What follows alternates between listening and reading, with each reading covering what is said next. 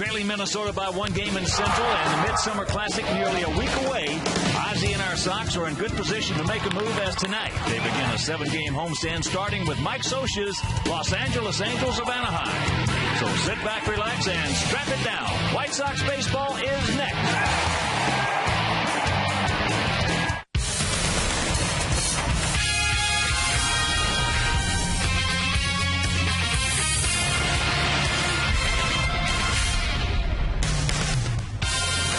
From the city beautiful, Chicago, Illinois, Comcast Sportsnet Plus presents White Sox baseball.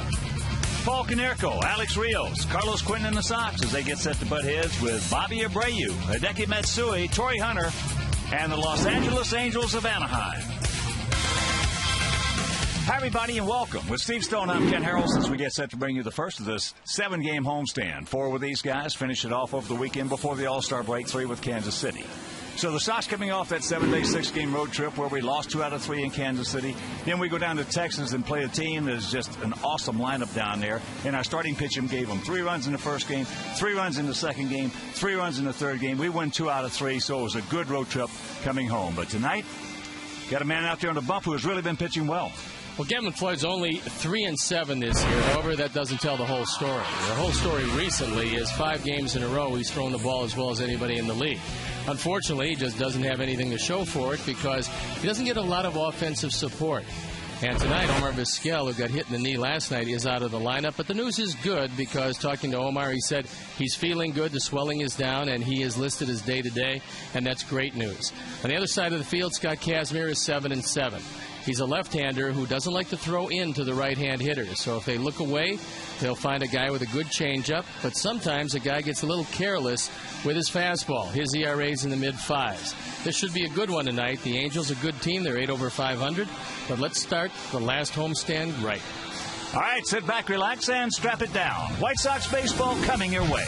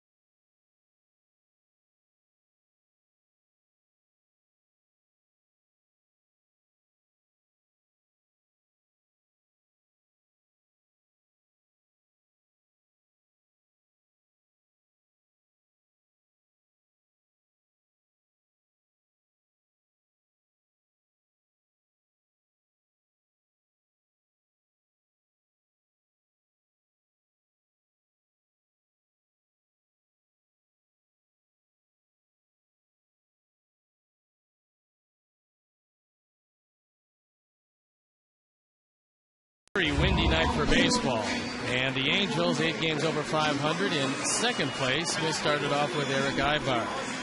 Then it's Kendrick, Abreu, Hunter, Matsui in left field, McAnulty, Franzen, Aldrich, and Bobby Wilson catching and hitting ninth. The defensive setup and how they're going to line up behind Gavin Floyd left to right is Pierre Jones and Quinton. In the infield, Viciedo, Ramirez, Lillibridge getting another start, and Konerko at first. A.J. Pierzynski behind the plate, and the Toyota starting pitcher is Gavin Floyd, making his 17th start of the year. Looking for his 4th win, it's ERA .466. Pretty good walk to strikeout ratio, and left-handers, right-handers hitting him just about the same. Getting the curveball over early is optimum for him. The conditions today, 88 degrees with 45% humidity. The wind's gusty to 21 miles an hour. Feels a little stiffer than that. And the forecast, hot and very windy. Mike Riley behind the plate. Chad Fairchild at first. Eric Cooper is at second. And Bill Miller as at third. So they've thrown the ball around the infield. Gavin Floyd has it. He's ready to go, and I'm ready to turn it over to my play-by-play partner, Hawk Harrelson. All right, Stone Pony, thank you. And once again, good evening, everyone, and welcome to White Sox Baseball right here on Comcast Sportsnet Plus. First of this 4-game set, first of this 7-game homestand. Switch hitting shortstop Eric Ibar will lead it off. He comes in hitting at .283, a couple of homers. He's driven in 15. Angels hitting at .259 as a club with a 4.33 ERA. As there's first pitch, strike. That went in 94 from the big 6'6" right-hander. Outfield about equidistant. Spread out slightly to the left. Got plenty of time. And that's out number 1. Well, from a pitching standpoint, you'd love to see the speed guys make a bunt and not bunt it where they want to. That went right back to Gavin, so that's an easy out. And that takes one of their base stealers and keeps them off base.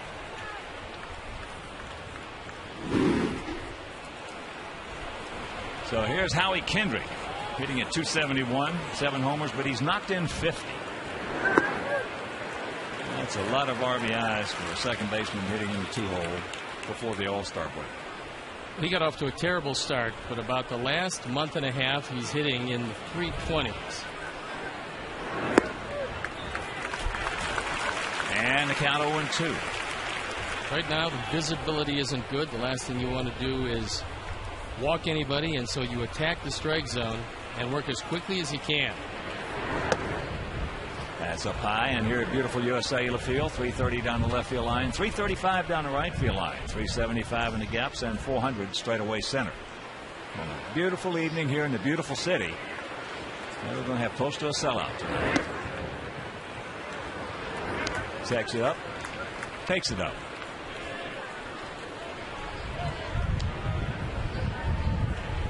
Third meeting of the year. In the first 2, we played them right here, and we gave them both games.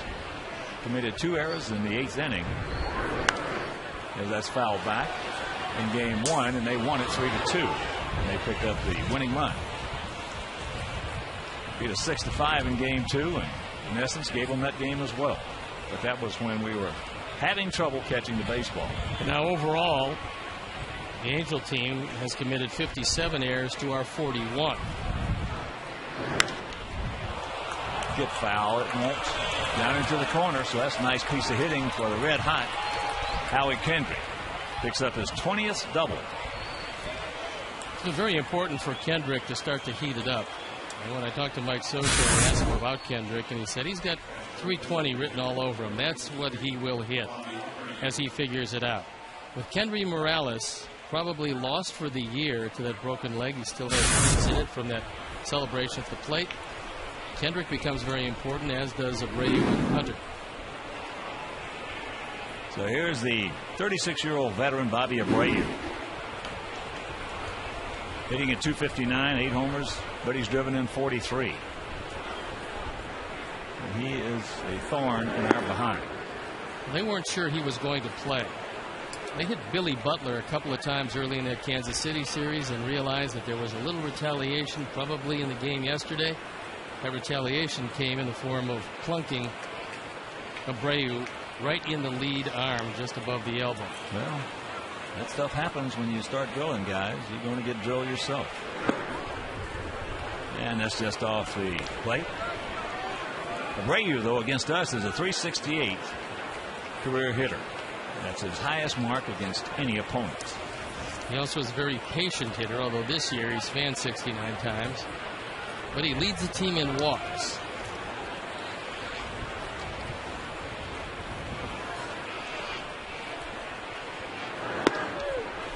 And there's the strike. 2-1. Hunter on deck. Angels come in at 22-18 on the road. They are 24-20 at home. And they trail the Texas Rangers by 3.5 games in the West.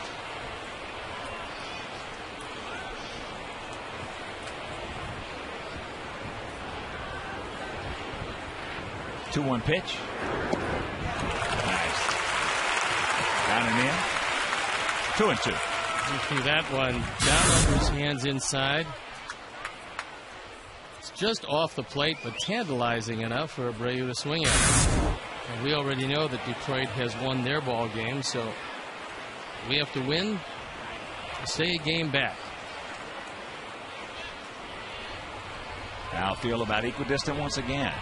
Slightly to the left and spread out. He gone. 2 down.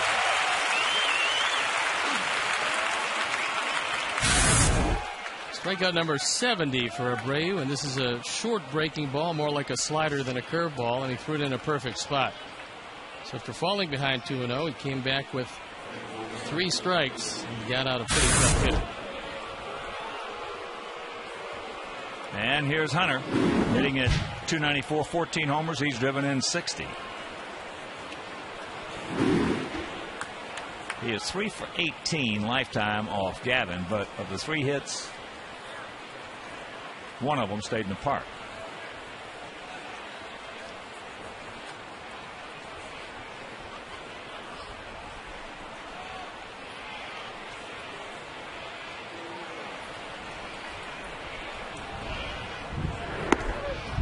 And there's a good fastball strike. 0-1 the count. First of 4 with the Halos. First of 7 before the All-Star break here at home.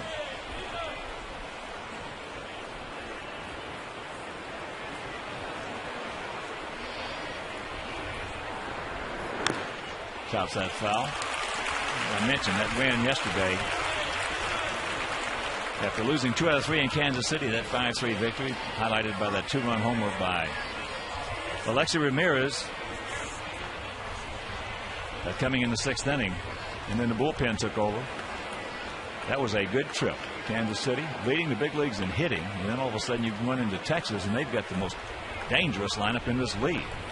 They're 2nd in the league in hitting. Well, you know, not enough was said about our catchers. That curveball made a mistake with and got away with it because of the fact that Freddie Garcia started it off with Ramon Castro behind the plate, and Freddie gave up 3 runs. Should have only given up 1, but Castro was really putting down some good numbers, and in the last 2 games it was AJ. When you give the Rangers 3 runs in game 1, 3 runs in game 2, and 3 runs in game 3, you're getting good pitching, but somebody's putting down some good numbers because that powerful ball club was off balance in those 3 games an awful lot. That's high.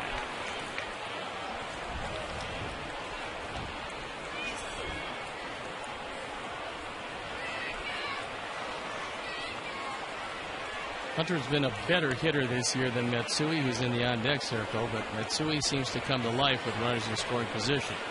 So you just assume that he will lead off the next inning. That's either going to be hard up high and in or slow low with a breaking pitch. Gavin, I think, has some trouble early in the game, especially taking something off the breaking ball. Well, those 2 to Abreu were not bad.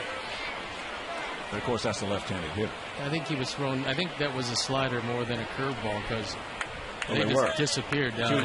2 little sliders, but they had a tilt on them. and that ball hit into right field hard. Look at the catch by Carlos Quentin. You gotta be bleeping me. Mercy. What an unbelievable catch by Quentin. One of the best you will ever see. Watch it. And hangs on to it.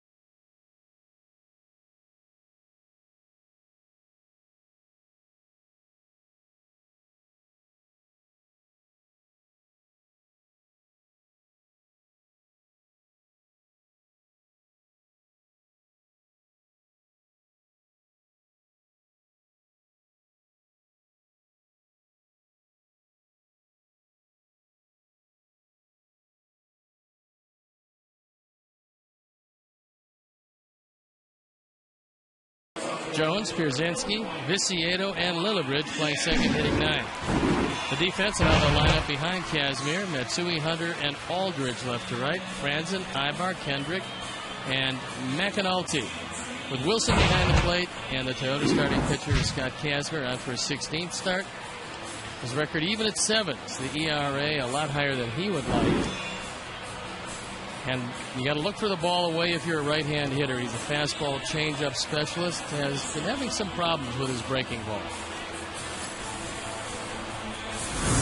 Here's a Home Depot doing more on defense, and this kept it a scoreless game. A tremendous effort by Carlos Quentin, a lunge at the end of the dive.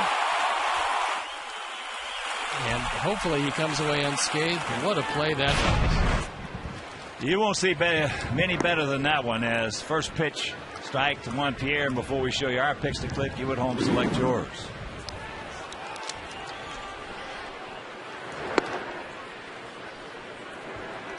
"26-year-old southpaw Scott Kazmir out of Tampa, Florida, 7-7. 3-3 lifetime against our Sox, as there's a comebacker. Kazmir controls, throws him out, 1 down. Yeah, that catch right there. That ball was absolutely scalded by Hunter. The tough part about it was slicing away from Carlos.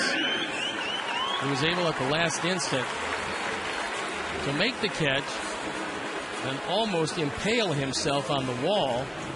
And hang on to it. Hang on to it and actually run back to the dugout.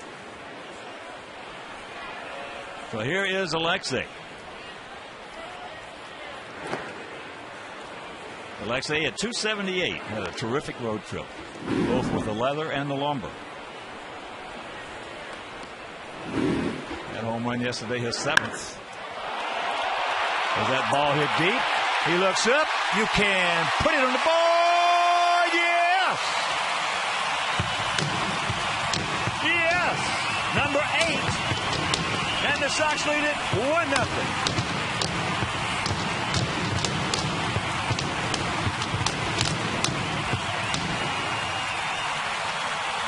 RBI number 32, and as the weather has heated up, so has Alexei.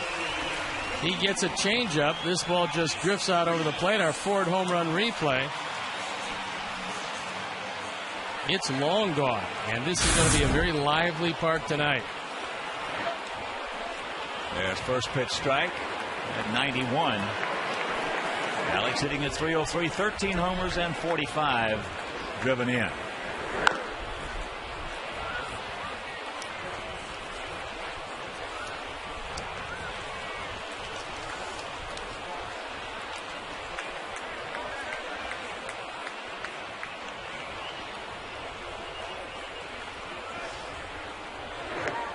And that's inside. Of course, with that home run by Alexei, the Alex and Elias family will donate $100 to White Sox charities for every Sox homer hit throughout the course of the season. That is number 85, so $8,500 donated by Alex and Elias in loving memory of Ursula. Ibar. Boy, what a nice play that was. Ibar against us is one of the best defensive players in this league. Well, despite having 11 errors this year, he has more range than most of the shortstops in the game, and then plenty of arm to get it across in time. He makes this one actually look easy because he gets Rios by about a step and a half. And what a play by Ibar, and he becomes even more important now that Miser Torres has been out for a month. He's still a week and a half or so away from coming back. Well, Ibar does everything well against us. He just plays well against us. As here's Paulie.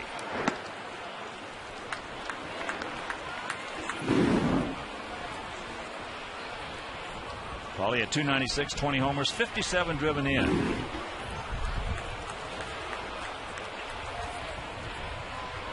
Paulie's had good success against Kazmir. 20 at-bats, 9 hits, 2 homers. There you look at some pretty gaudy numbers head-to-head with Scott Kazmir, who originally was drafted and signed with the Mets, found his way to Tampa Bay in what for some was a surprising deal before coming here to the Angels. There's a fastball strike and a count 2-1. And for all of you joining us who are watching the Cubs beat the D-backs 9-4, we're in the bottom of the first. It's 1-0. Alexei Ramirez has just cranked out his 8th homer. And we will show you, maybe not this inning, but next inning, one of the best catches you ever want to see a right fielder make by Carlos Quentin.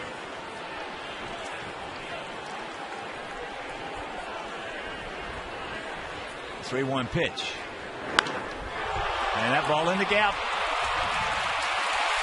Hunter will cut it off, get it back in, so the single by Konerko.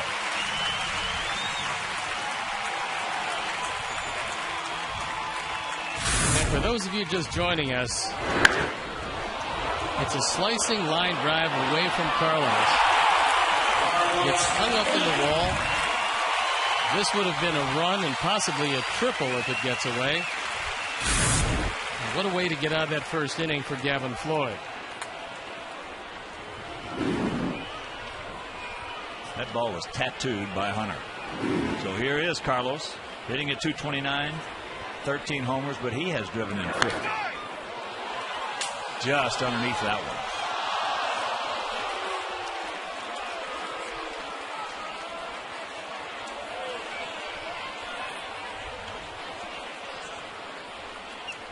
Gavin Floyd talking it over with AJ as to how he'd like to work going into that second inning.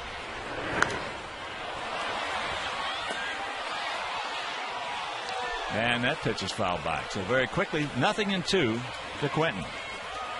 With Andrew Jones on deck.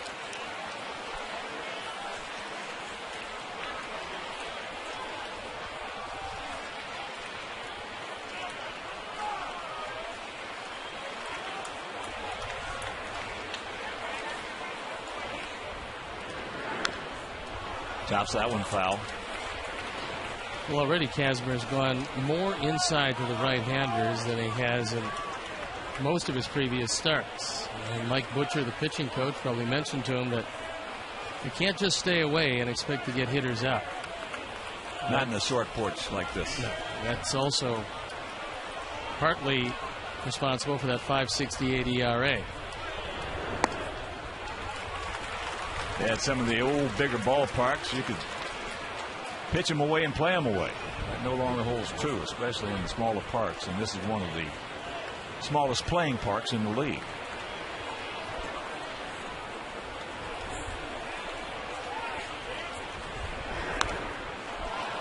that is foul back. Right over our heads in the upper tank.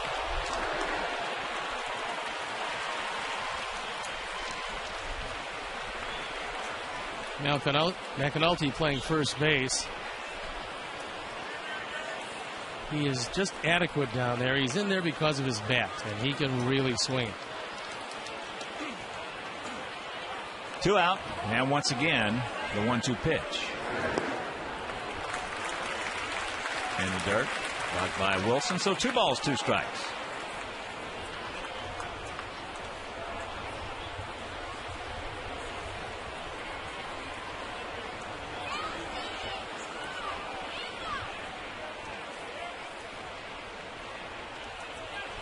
Big gap out there in left center.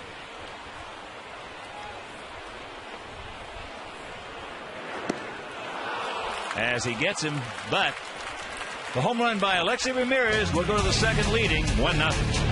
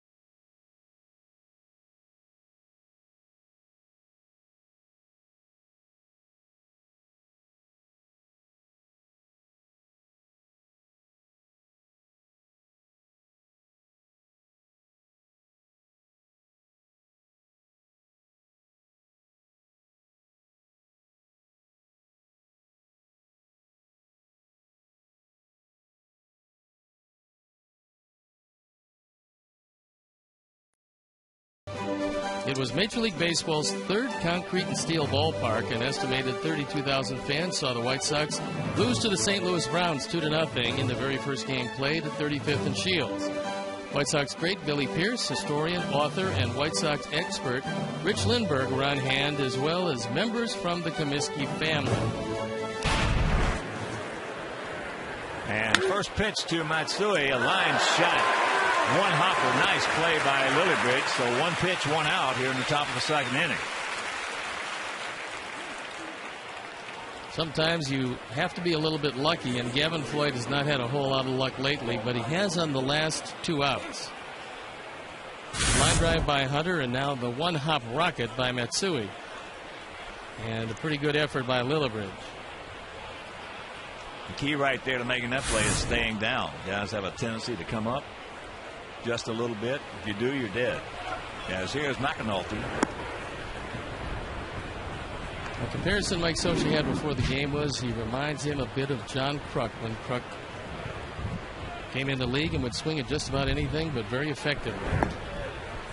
There's a strike to even the count at 1. Here's a look at Mike Socha. 11th season, and he's done a pretty good job of it.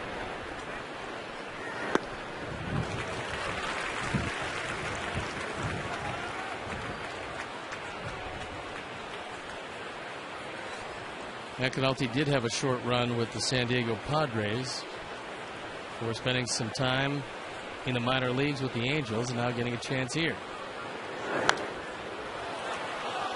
Got one up out over the plate at 93, fouls it back.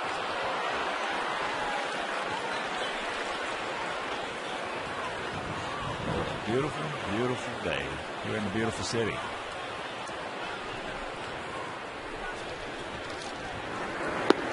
He gone. Hook.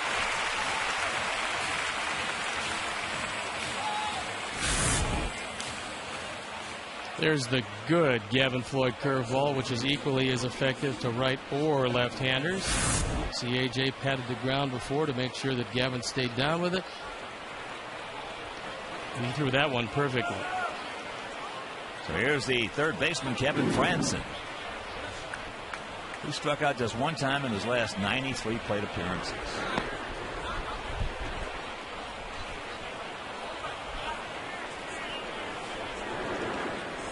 He's hitting .337, no homers. He's driven in 9.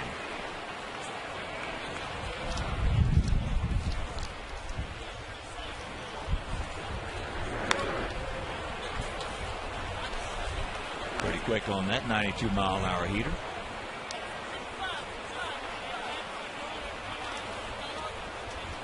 Gavin 1-3 lifetime against the Halos.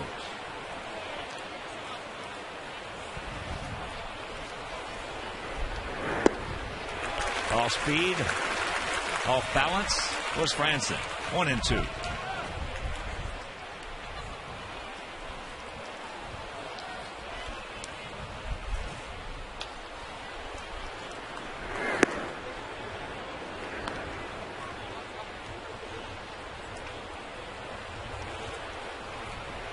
Sox pitchers have really been doing their thing, as the defense has. Lexi on the move, and Paulie puts it on. Nice play, both parts. And that'll do it. A 1-2-3 inning after an inning and a half. Still 1-0 good guy.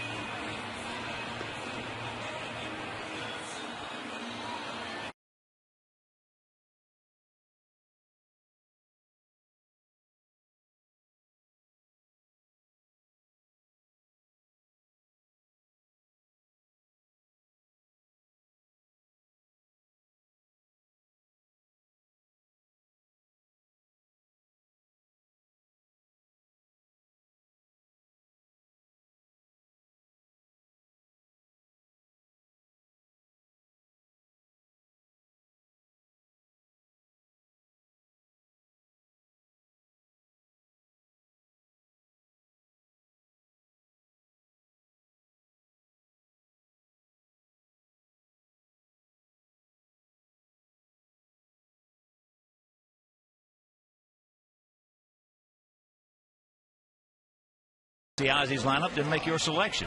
And tonight, the White Sox fans watching at home have voted for Paul Konerko. Jim Angio, our director and the crew, are taking Diane Viciedo. Stone Pony's going with Andrew Jones. And Phyllis, George, and Tom Leonakis from the Roseland Garden Center down in South Bend. We're going to go with A.J. Pierzynski. Want to know the count to Andrew Jones?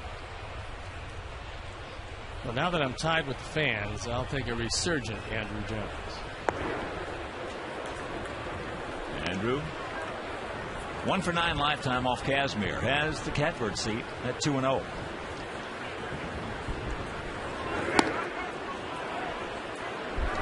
That time he was looking fastball and didn't apparently care where he got it, because that one high and away out of the zone, but he expanded the zone and missed it.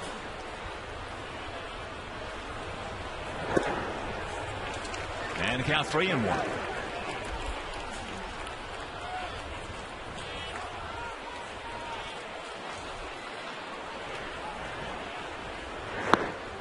And there is the leadoff walk.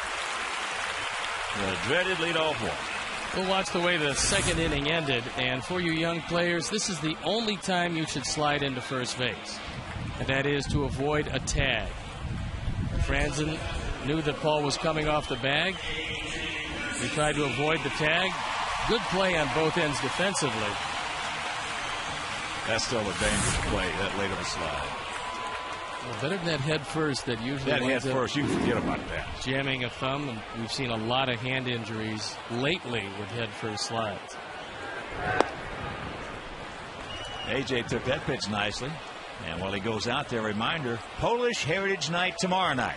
Sox against these Halos. You can join the White Sox for a night of music and dance to celebrate Polish heritage. So for tickets, call 866-SOX-GAME or visit whitesox.com.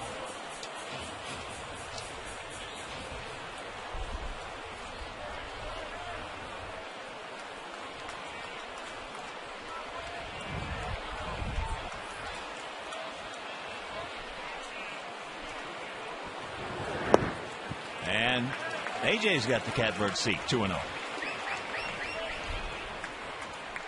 AJ just 1 for 6 lifetime against Kazmir.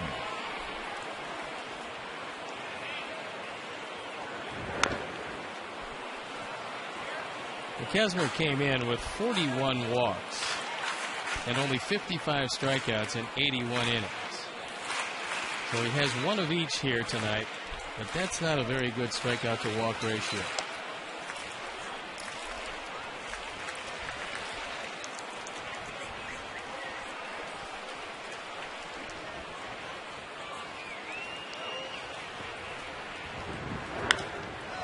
That ball hit deep in the left field. Stretch!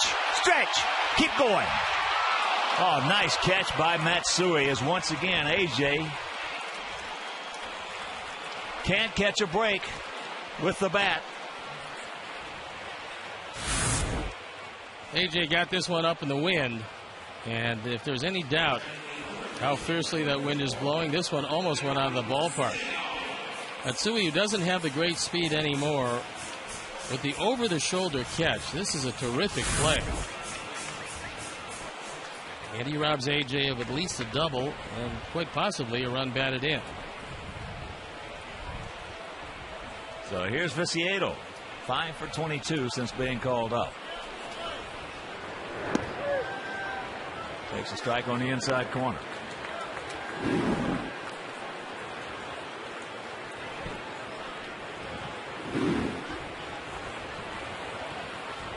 When your average and your on base percentage is the same, you're not being all that selective.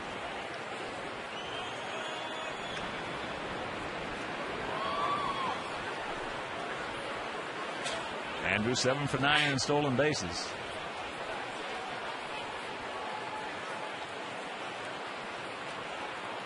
Wilson is fairly tough to run out. Chases one up and out of the zone at 92.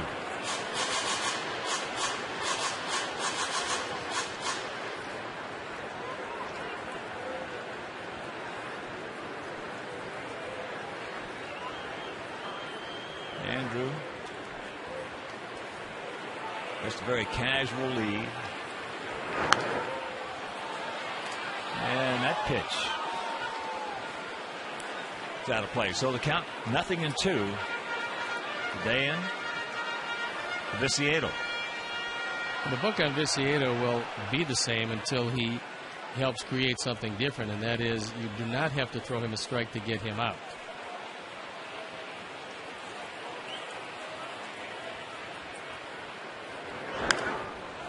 Hits him on the fist, pops him up. That's playable. Wilson. And that's out number 2.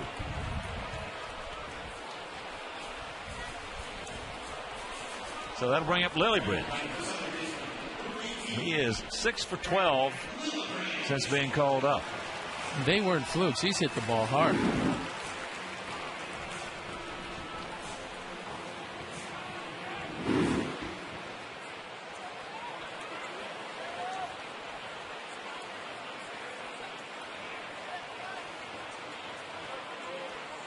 The Tiger Baltimore game is 12-9 Detroit.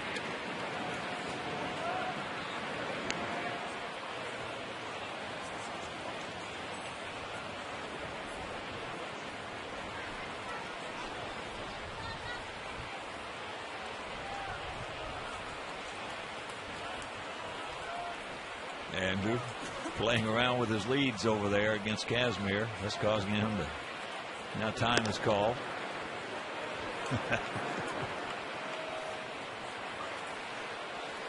Well, Aldridge is playing over toward the line in right field.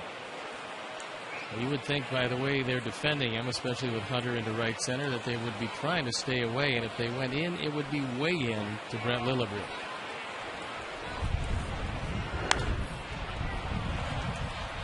Well, against Casimir this year, left-handed hitters are hitting .361. Right-handed hitters are hitting .246.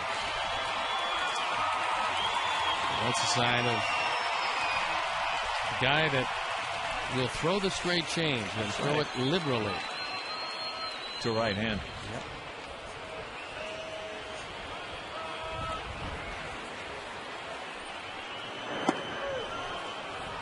And there's the strike. So Brent is in the hole, 0-2. Now we'll see what. If Andrew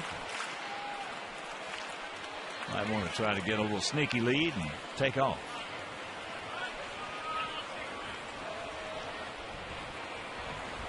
There he goes. Safe. No chance. He got a running start that time, and Casimir wasn't paying any attention to him. Andrew was off to the races. A very difficult pitch for Wilson to handle. Anytime you allow a guy to move, it's going to be almost impossible to throw him out.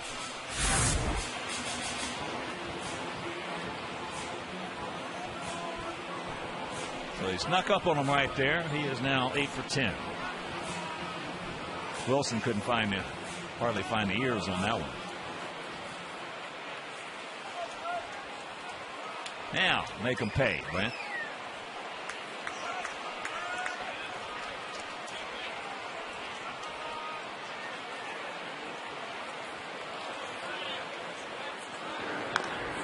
Fouls that one away.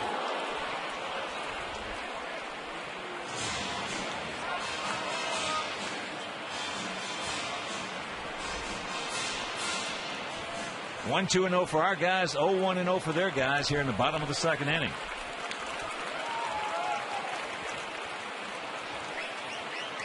A young lady who just missed a souvenir. That ball whistled by her and then down into the dugout. There's a shot, base hit. Come on, big guy. Here's a throw by Hunter. It's off the mark. Safe. Lillibridge in the second. Stolen base pays off. And it's 2-0 Sox.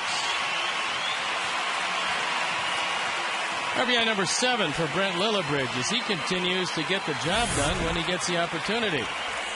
Takes that low fastball right back up the middle. And then Torrey Hunter, thinking that he would have a good shot at Andrew Jones, misses a cutoff net. And a heads-up piece of base running by Lillibridge as the trailer.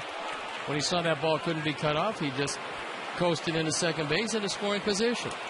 Don't stop now, boys. First pitch strike to one, who bounced back to Casimir.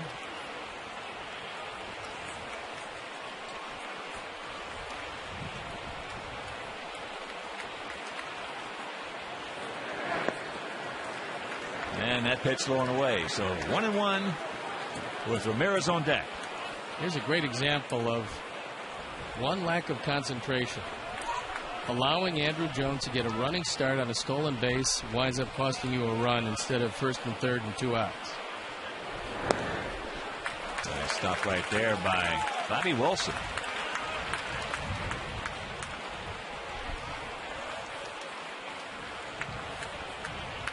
For the last week, Juan Pierre has started to heat it up with the weather.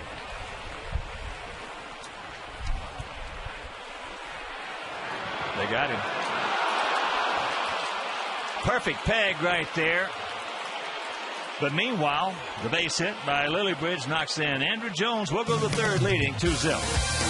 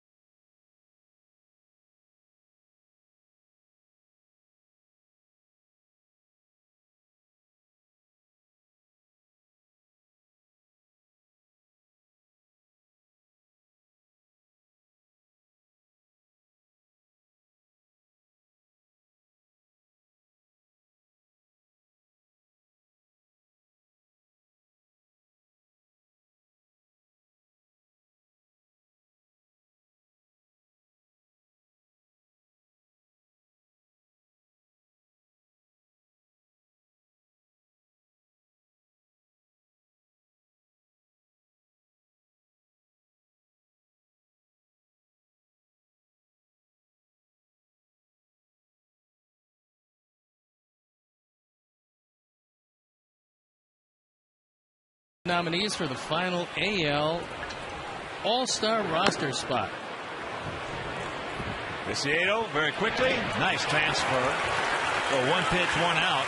Corey Aldridge is retired.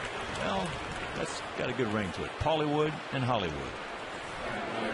Well, if you want to put Paul Konerko into the All-Star game, you can vote at MLB.com or WhiteSox.com.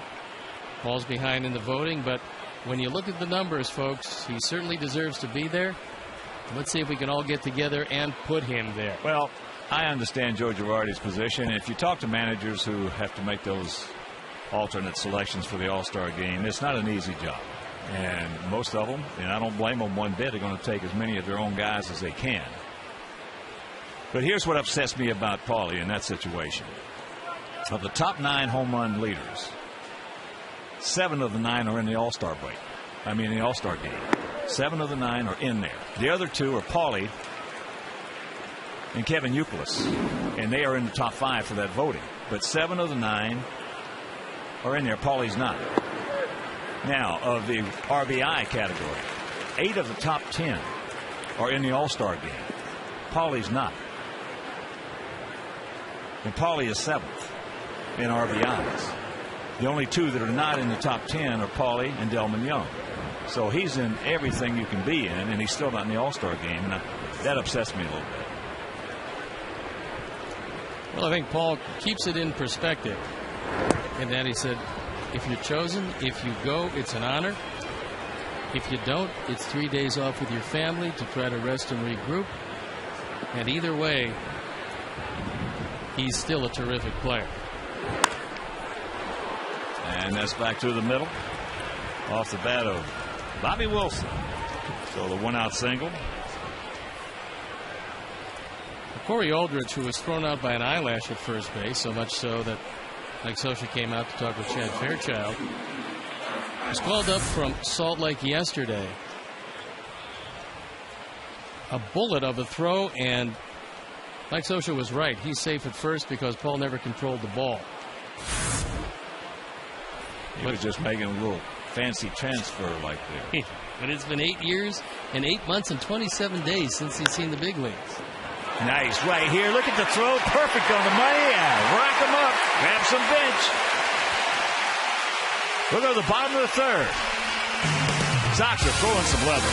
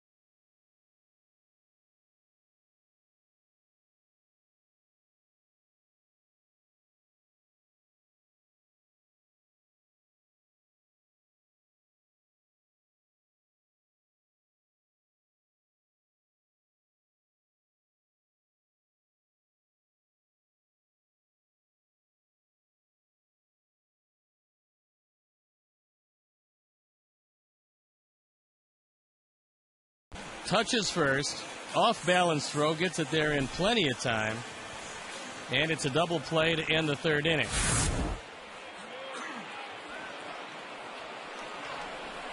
So here's Juan Pierre. He's at the plate when Lillibridge got picked off at second.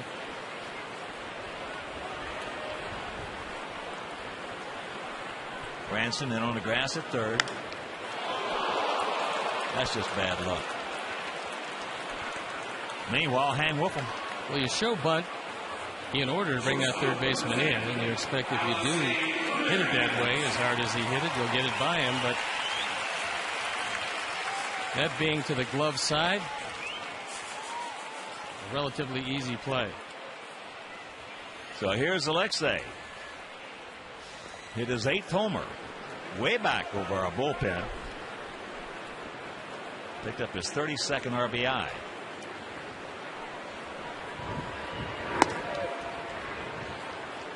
Takes the strike. And the count evens at 1.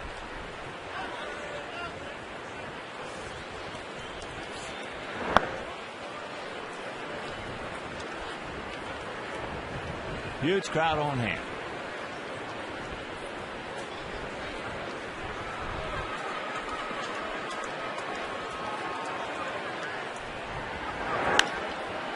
Branson bobbles it, now controls right out of the air. And that is out number 2. Well, after a fine defensive play and for the efforts that Paul has put forth this first half of the season, he comes into the dugout, and Mark Burley, ever the gracious teammate, greets him this way.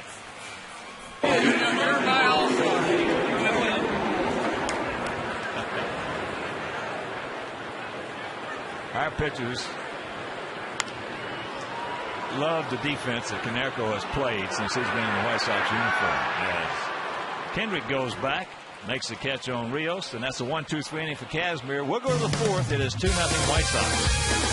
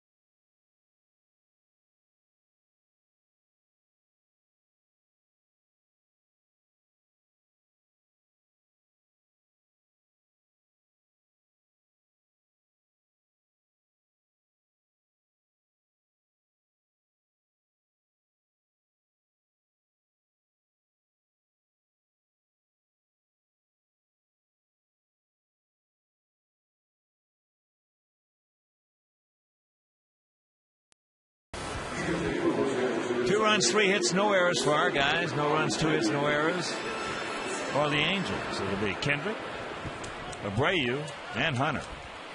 And the fact that there has been no runs scored is a testament to the Sox defense, which has been brilliant through 3 innings. Big gap out there in left center. Kendrick takes it right there. He just lined a double down to the right field corner. Checks it up, fouls it off, and the count 0-2.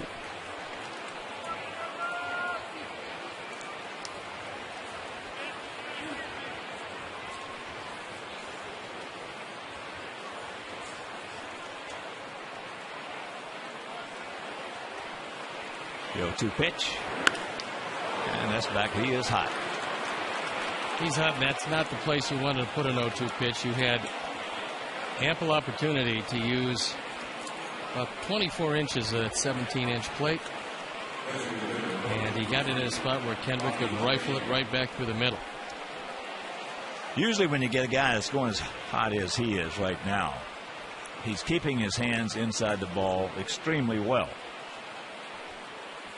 So he's able to take, unless you're going deep, which that was not. You cannot go inside like there for a strike. You got to go in deep. Yes, here's Abreu, struck out. A couple of sliders, down and in. Here's the guys who are going, well, struggling, let's put it that way, at the plate. They're getting out and around the ball. Kendrick is staying inside it.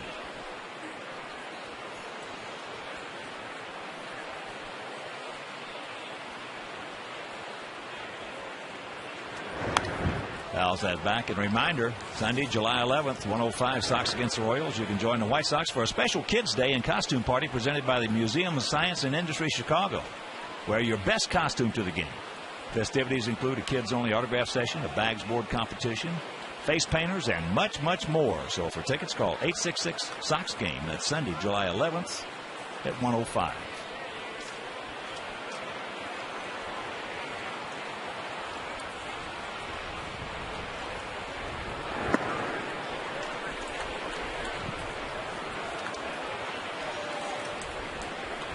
Two and one to count.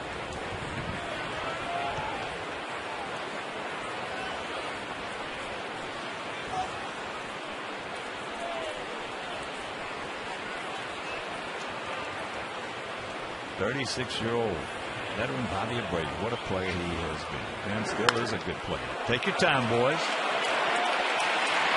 Rack him up.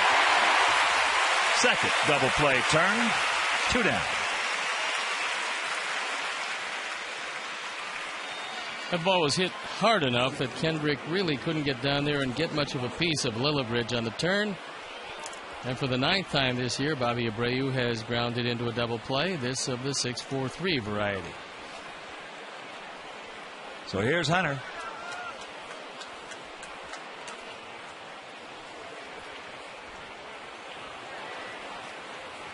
After the pitch, we'll show you what he did his first at bat.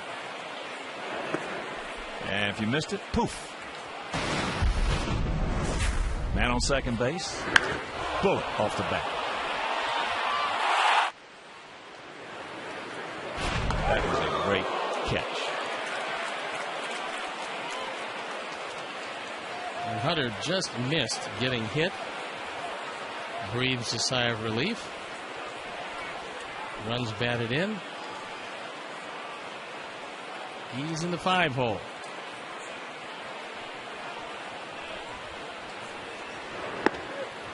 Takes that strike and the count 2-1.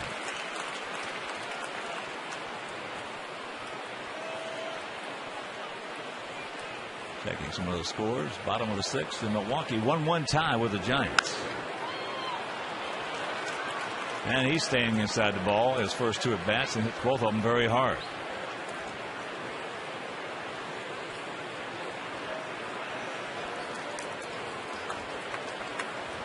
So bring up Hideki Matsui, who hit a 1-hop, short hop rocket. Just a screaming Mimi to Lillibridge at second.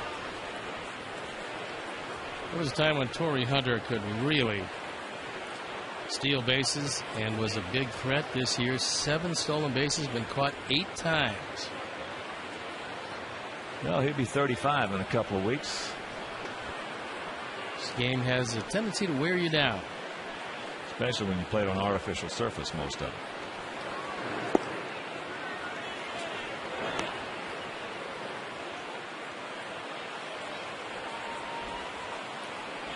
Matsui, since coming over to America, has been one of the best clutch hitters in the game. He's the guy really in that Yankee lineup when he was with New York you didn't want to see in the 7th, 8th, and 9th inning in a close game.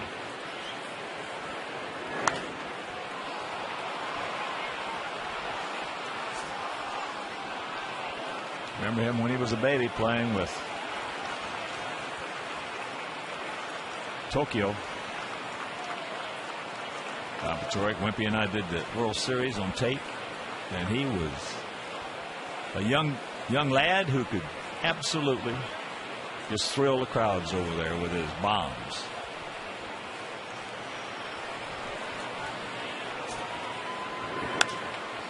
And that's a can of corn into left field. Pierre's there. They get a couple of hits, but the double play helped out. They go to the bottom of the fourth. It is still 2-0.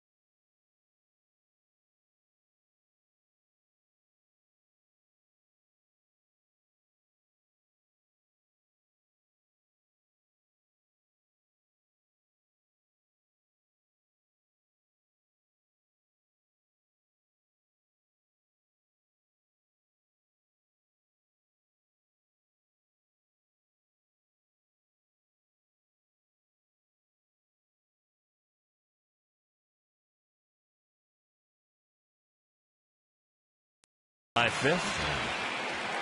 For all of you who are enjoying this July 4th Independence Day weekend, make it a reflective, safe, and loving one. Paulie, 1 for 1, a single.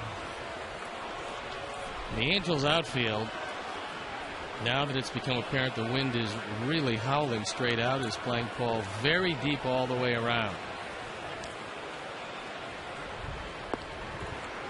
And the count 2-0.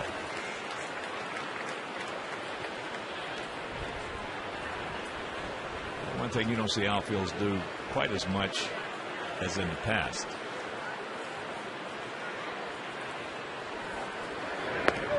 There's a strike on the outside corner, is when you get guys who don't run well. They're playing everybody about the same most of the time. And in the past, you would play guys who don't run that well. You'd play them deep because you didn't have to worry about them taking that extra base. And conversely, you get those speedsters like Juan Pierre. You play them shallow. Except when one over your head could burn you. 2-2.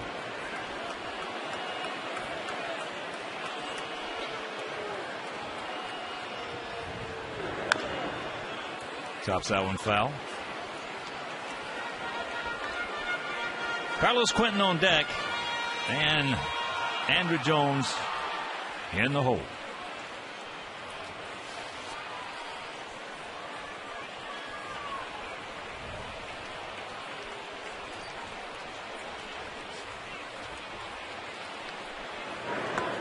Cannot check it up.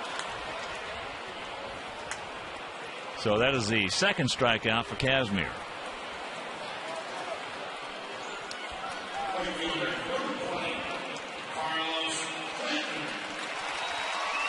Carlos struck out on a fastball just on the outside edge of the outside corner.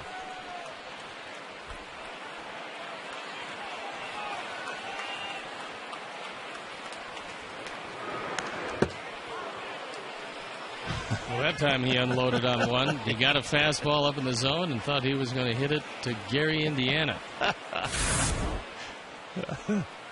Got the pitch he was looking for.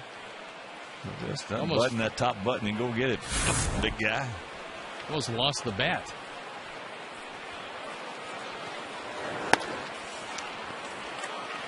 And that's high. Sox with a run in the first, one in the second. One in the first, a homer by Alexi Ramirez. One in the second, an RBI single by Brent Lillibridge, if you're just tuning in. Change up, then the count 1-1. Checked it, 2-1.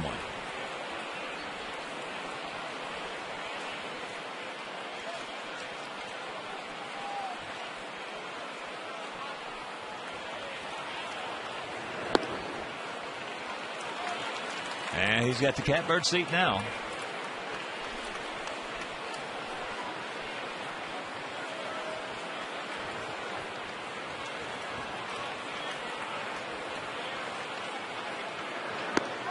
And that's ball 4. So the 1-out walk, that's the second walk issued by Kazmir. And a reminder, this season it's easier than ever to find the seats you want or sell tickets to the games you can't make on StubHub, the official fan-to-fan ticket marketplace of the Sox. You'll find great seats and great service on StubHub all season. So go to StubHub.com and choose your seats today. Last time Kazmir walked anybody was Andrew Jones in the second, and he came around to score after stealing second. Takes it up high. We're getting a regular diet of the advanced scouting on some of our players. With Andrew, it started him off with a high fastball up out of the zone. And normally he has been chasing it.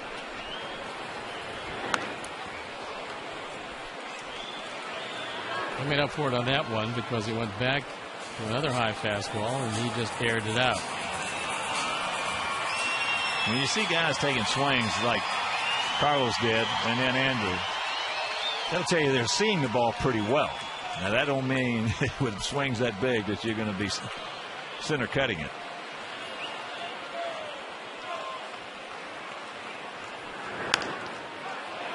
In on him. Kendrick, and they'll turn it. So another big swing.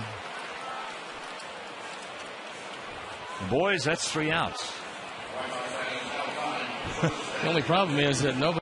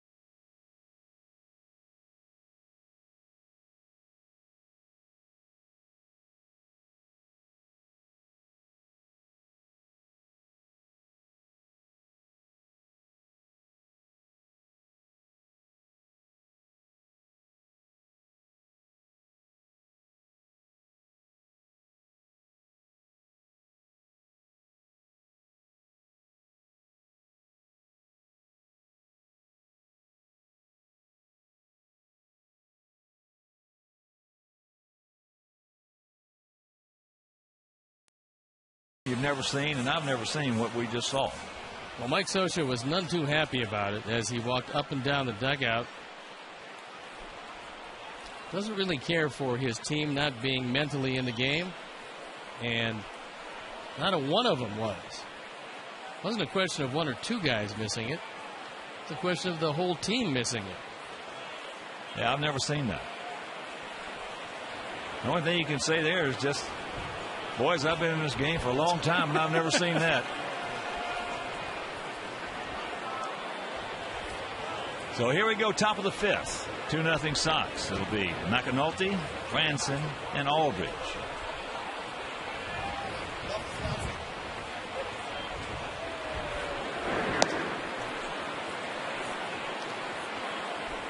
McAnulty called out on strikes on a good curveball. The best one that Gavin has thrown in this game.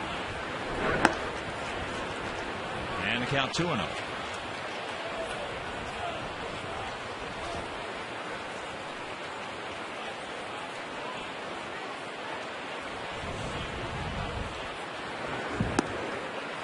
Come back, no walks.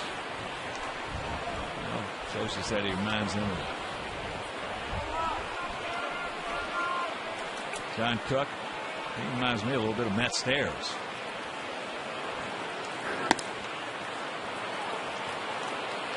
And there is the dreaded leadoff walk. First base on balls issued by Gavin. And here comes Franson. He grounded out to Alexei, who made a good play, who made a low throw, and or a wide throw, I should say, and Paulie came off the bag to put it on him.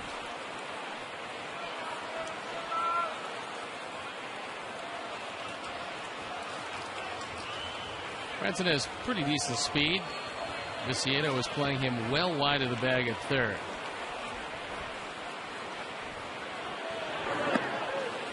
There's the strike. When you get a guy who's only struck out one time in his last 94 plate appearances, you got to be on your toes, as you should be anyway. Viciedo is going to be about even with the bag, off the line at third.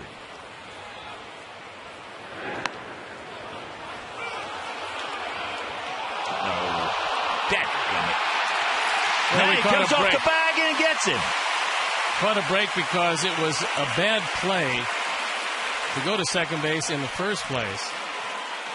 And then the high throw took Ramirez up off the bag, but McAnulty going in hard, thinking he was going to break up two, overslid the bag. Now, I'm not sure if he got a piece of him before he got to it, but we'll take a look. Eric Cooper on the call.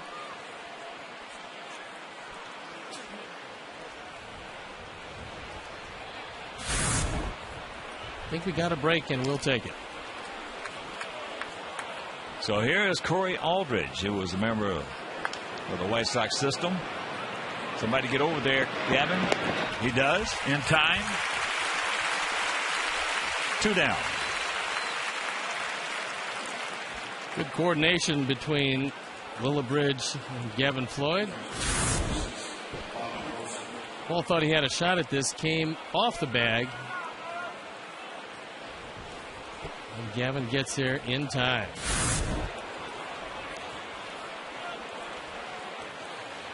So here's Wilson. He beat a single right back through the middle.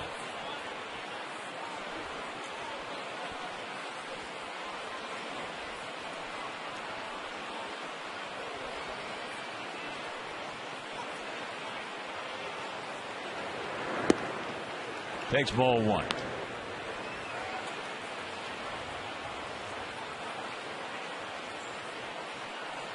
Outfield around to the right. Wilson, 27-year-old receiver, came in hitting at 186 with a homer and 4 knocked in.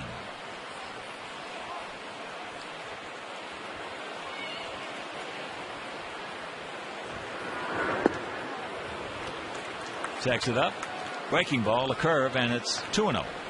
We had a night game last night in Texas, and we got in fairly late, around 1:10 or so. The Angels also had a night game. And they got in about 2:30. Good.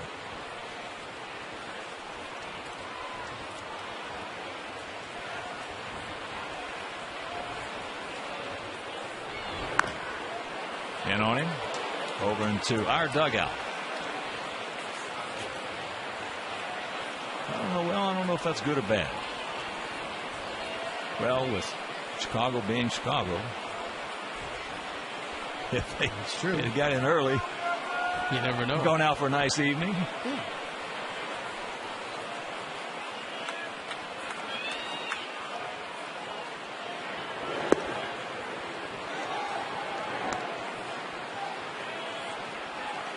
I know one thing, you don't want to get to Ibar and allow a sub 200 hitter to get on base via the walk.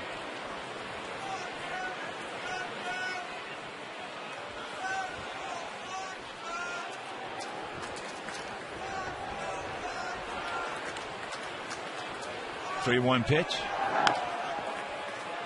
And that's tough foul. Yeah, it's tough to win in Chicago when you're playing all-day games.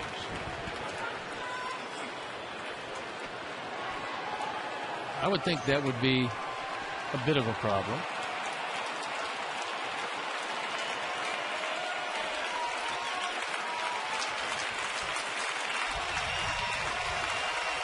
Two out. Full count.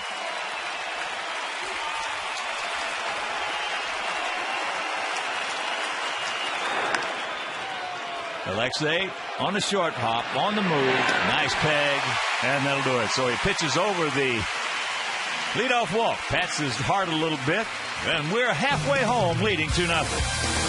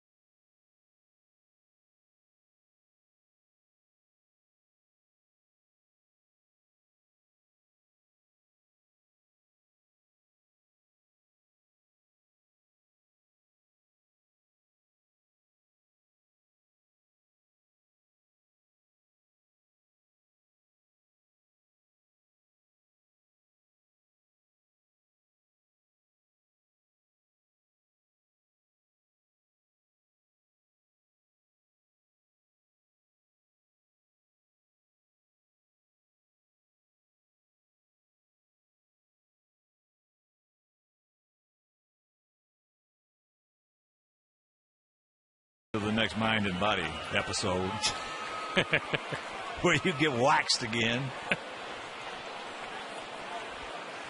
AJ will lead it off. The lower third of our order. AJ, Viciedo, and Lillibridge. AJ robbed of a base hit on a beautiful play by Matsui, who went back and made an over-the-shoulder catch off Pierzynski.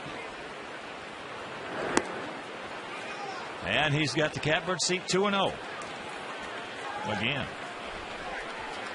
With only two left-handers in the lineup, sometimes you lose your release point.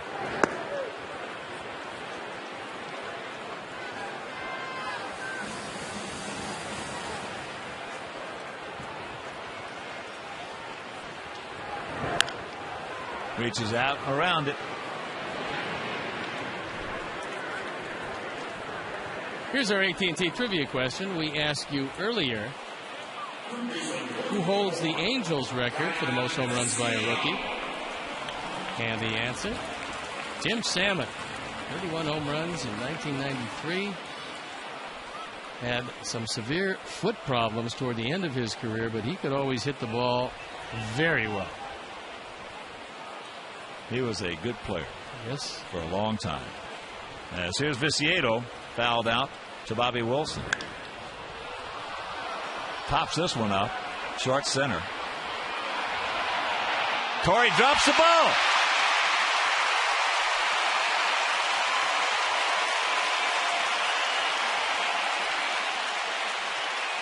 So that will be the first error of the season. Well, Hunter a little unhappy with himself.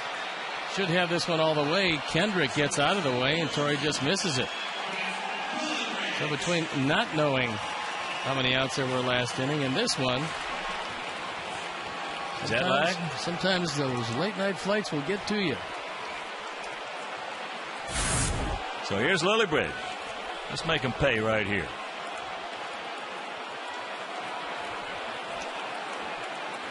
Brent, that RBI single back in the second inning. Takes the bunt and takes it high and wide.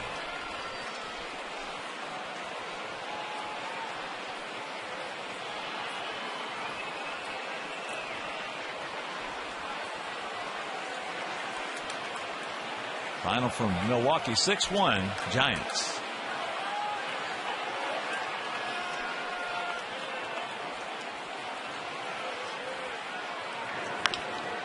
And this is ham and jam right here. Back him up. And that'll retire the side. We catch a break, can't do anything with it. We got 5 in the books, leading 2-0.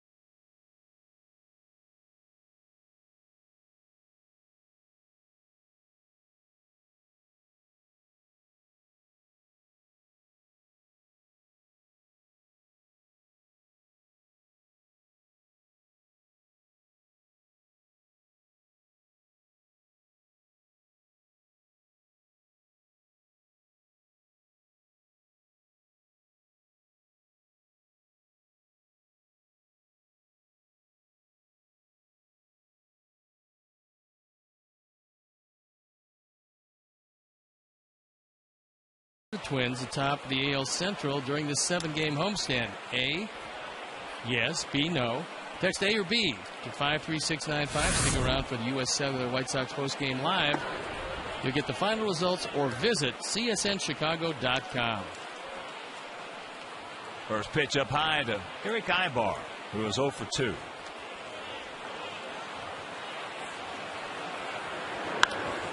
That's tough.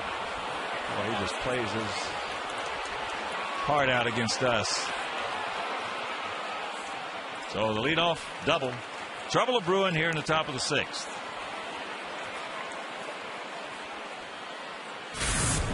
Ibar, who hadn't had the ball out of the infield, takes a fastball middle in and drives it into the corner.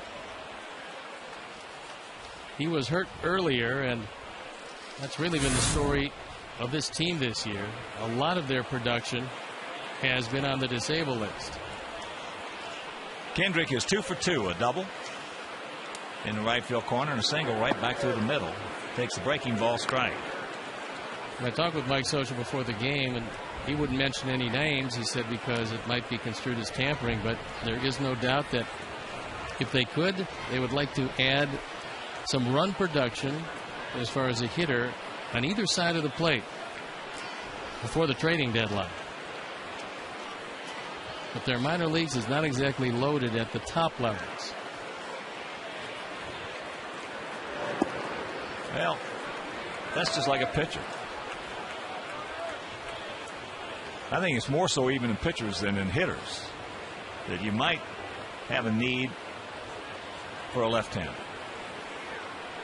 But if you can't, why not get a good right-hander or somebody, you know, that's a little better than it? What difference does it make if a guy's a right-handed hitter or left-handed hitter if he's a good hitter?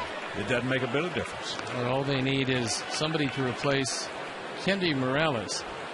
Morales was probably going to drive in the neighborhood of 110 runs. So you're going to have to find some way to replace that. And they've got to be able to do it, even though Kendrick has really turned it on the middle part of this season.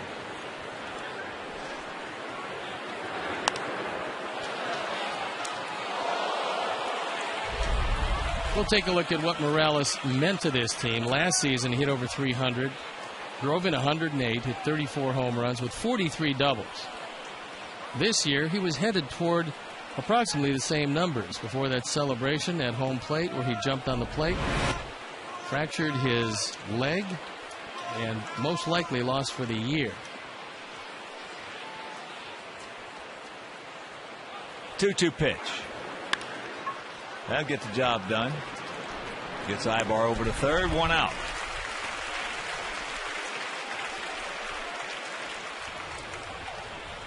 That was a good at bat, a productive out, and although Kendrick was trying to get a base hit, he was going to make sure one way or the other he was going to get Ibar to third base. It's a 2-0 game. Still things very much in doubt, even though Gavin has thrown well. He's had great defense behind him. But this is still a very troublesome Angel team that comes in 8 games over 500, and they're a good group. Here's Abreu. He has struck out and hit into a 6-4-3 double play. And one hopper hard. That'll get the run home. 2 down, and it's a 2-1 ball game. We'll take a look at some of the defense tonight and the reason why it's just a 2-1 game. Carlos saves a run there. Lillibridge with a good pickup on a one-hop rocket. Great throw and tag by Paulie to get the out at first base, and the double play that very few first basemen can make.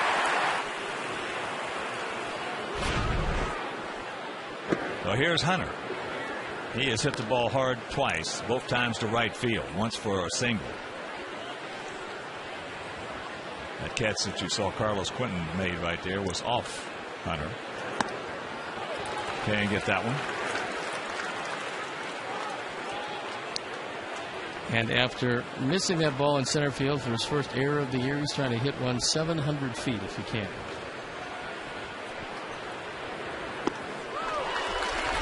Not on that pitch, no. Well, I kind of enjoyed it. You don't see that very often from Torrey Hunter. Nope. Chops that curveball foul. We'll watch the reaction when Torrey Hunter comes in. He still has a very good arm. Yeah, good follow through. That's not firing and falling back. He just finished it off. He finished off, tried to throw it through the wall. Yes, he did. No, he didn't, says Fairchild. And Torrey got a break there. Good curveball. No doubt that he went through. AJ wants the appeal, and justifiably so. Chad Fairchild said he needs at least one more pitch. Well, Chad was wrong. Here's a 2-2.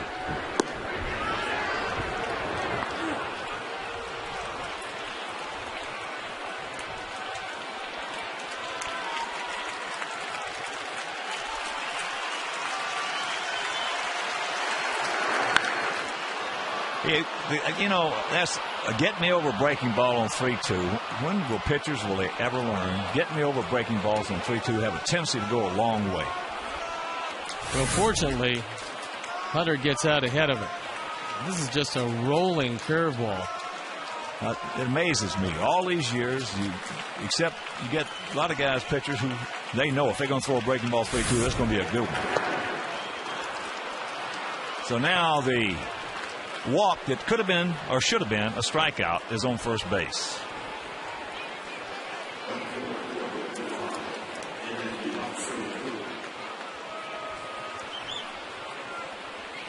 And here is a tough out. Matsui was 0 for 2. He has the ability to take it the opposite way and hit it out of the ballpark.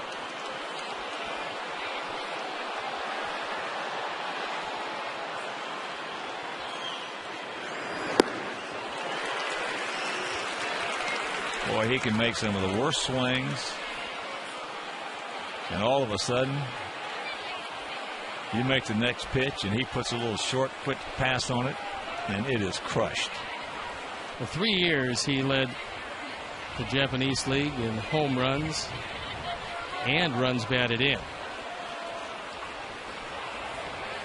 His biggest year was 2002. 50 home runs, 107 driven in. By the way, that's in 140 games. Right. So they played 22 more here. Then he came over here and played every day for the Yankees until he finally got hurt. He was on that one. And the count 0-2.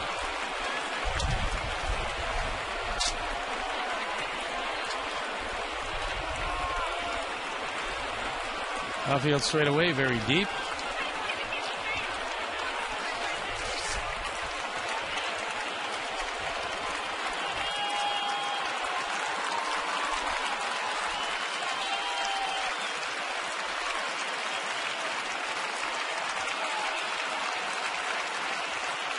Long set.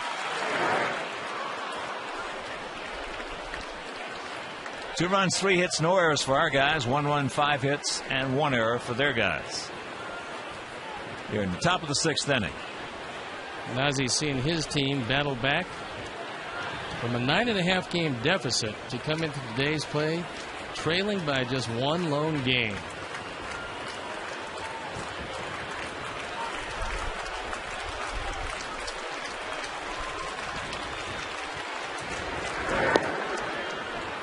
Two and two. There's the standings because the Tigers have already won their game today. So the Sox now 1.5 back.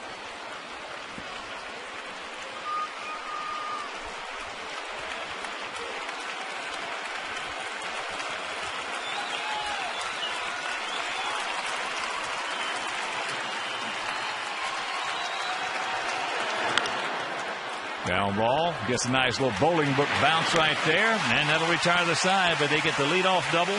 The ground ball by Kendrick, the ground ball by Abreu will go to the bottom of the 6th into the 2-1 Sox lead.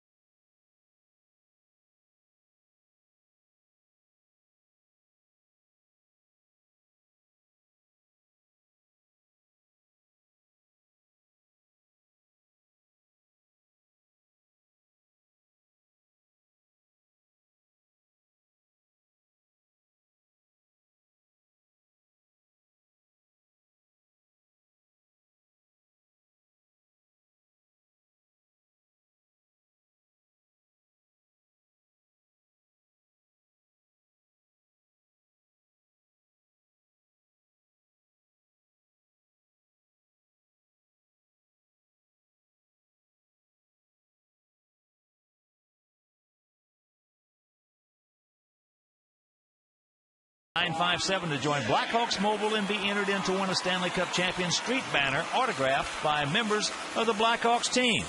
That's champs to 242-957. Go Hawks. They've been going. They've been wheeling and dealing. Juan Pierre, Alexei Ramirez, and Alex Rios here in the bottom of the 6th inning.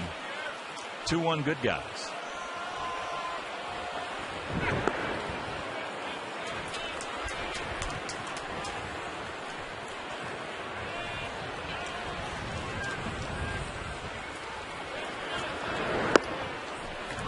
Don't help him out. 3-0.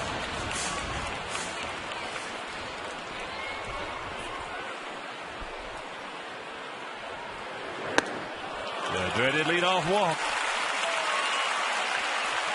Third walk issued by Kazmir. And a reminder, you can visit the official online shop of the Sox. You can browse the largest selection of official gear, including the latest apparel, nostalgic memorabilia, and authentic classics for the whole family. So get your gear from the official source.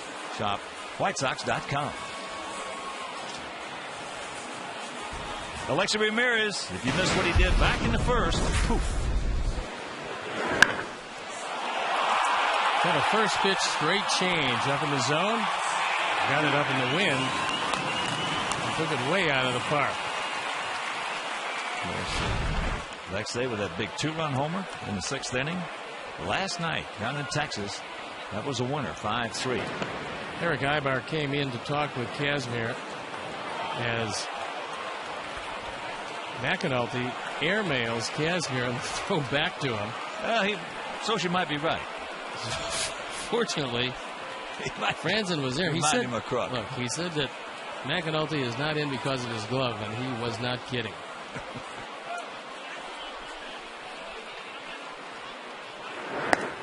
There's one. That's 5 in a row. The reason why Ibar wanted to come in to talk with Kazmir is who's going to cover second base if Pierre decides he's going to try to steal. He's got a good lead.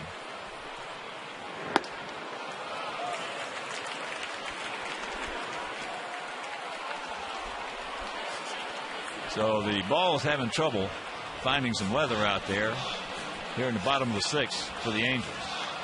Well, Kazmir has averaged less than 5 2/3 innings per start. Mike Butcher is now going to take a long, slow walk to the mound. He's going to pick it up a bit. And as he does, you can enjoy postgame fireworks presented by St. Xavier University Friday, July 9th. Sox versus the Royals at 7:10 p.m. So for tickets, call 866-SOX-GAME or visit WhiteSox.com.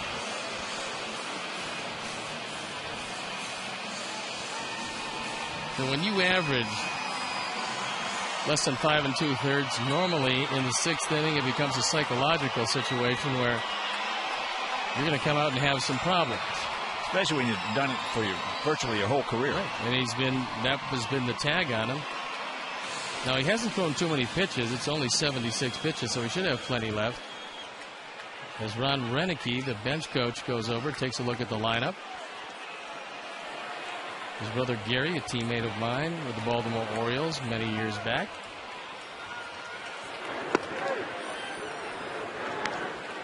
And the strike. 2-1.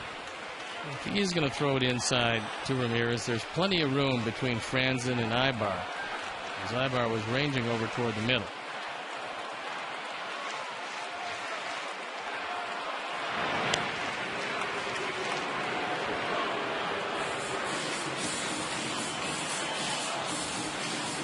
Outfield, they're spread out. There's a gap out there in right center. 30 stolen bases for Juan Pierre. Leads baseball in that department.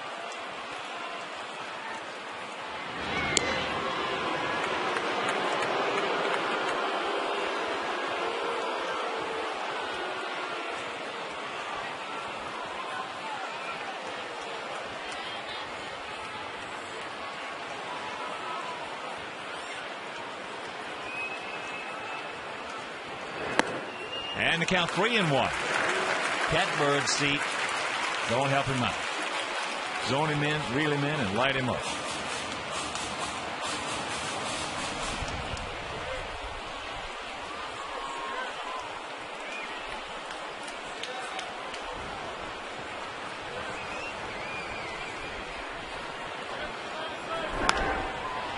As a little shanking is going foul. That would have been nice. Good shot at 2 bases, but Chad Fairchild took a good look at it. That ball was a couple feet foul.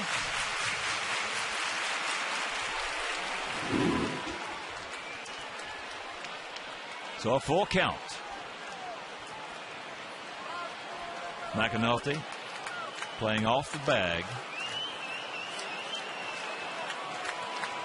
in front of Pierre. There's a ground ball. Branson makes a nice play. And that's out number one. We had very few choices. The best way is to come in, and he couldn't exactly smother it, so he played it on a short hop, but it was a fairly long short hop. Good effort by Franzen, who couldn't corral it, finally does against his chest. And that was a nice play. So here's Alex. He's due. He is grounded to short. Ibar made a terrific play on him, and he's popped the second.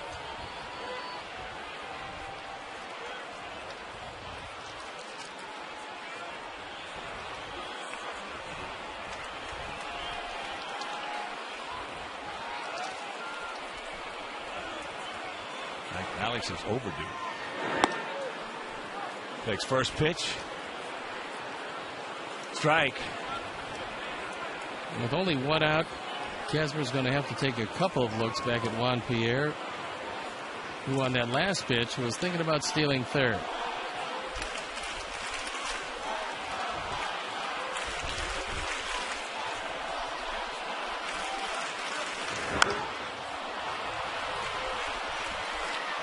And that ball out of play right side. So very quickly the count 0-2. While we have a moment, we'll send a big shout out to Jim and Kathy Canatero, along with Jimmy Olson, their surrogate. Watch again today.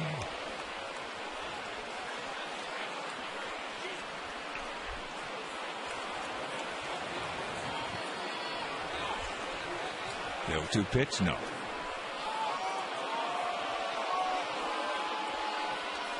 Believe it or not, with certain runners who are base stealers, those little deeks like that do work. Some of them it doesn't, but some of them it does.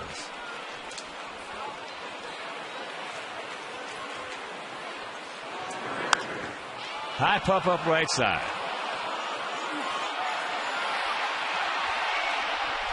And that is 2 down. So Alex 0 for 3.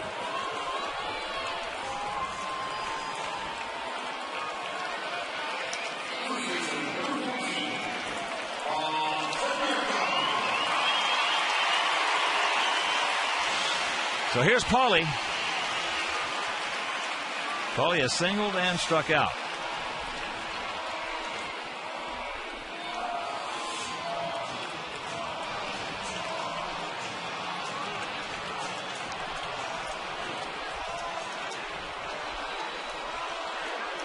Still time to vote for Paul if you want to send him to the All-Star game. It's MLB.com or WhiteSox.com.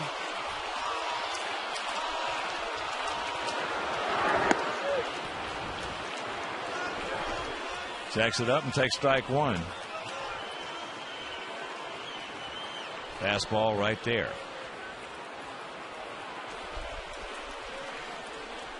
A 2-1 game here in the bottom of the 6th, if you're just tuning in. Sox with 1 in the first, 1 in the second. Halos 1 in the top half of this frame, as Wilson now wants to go out and have a little closed mouth meeting. Well, he doesn't want Juan Pierre to tip off location.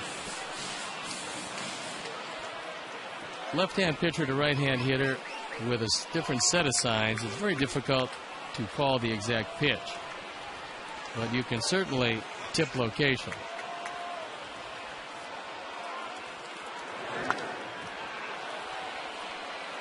Another fastball, and very quickly the count 0-2. Paulie struck out, check swing on a breaking pitch back in the 4th.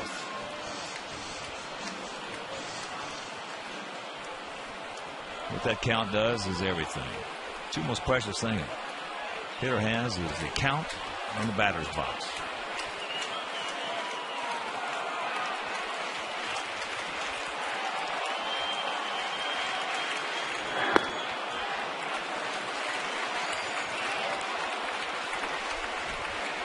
1-2.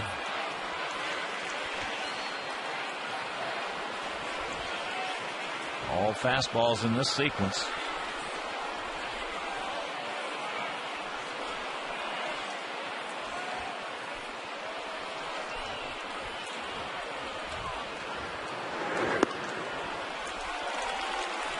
Off speed, down and in, 2-2. Now that hitting zone of Paulie's gets a little smaller with each and every pitch that's thrown. It's not a strike. On 0-2, it is large.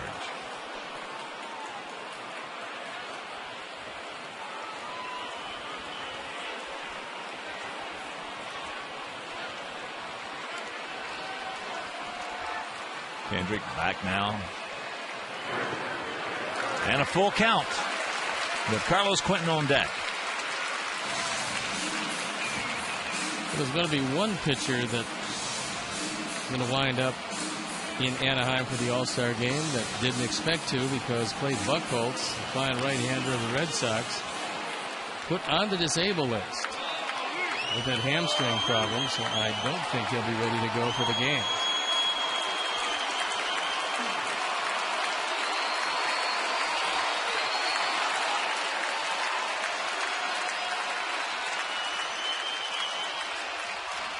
Payoff.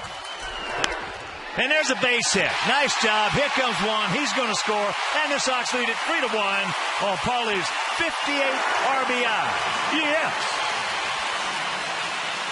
The dreaded leadoff walk comes across the score. Sox have 3, and 2 of them have been walks.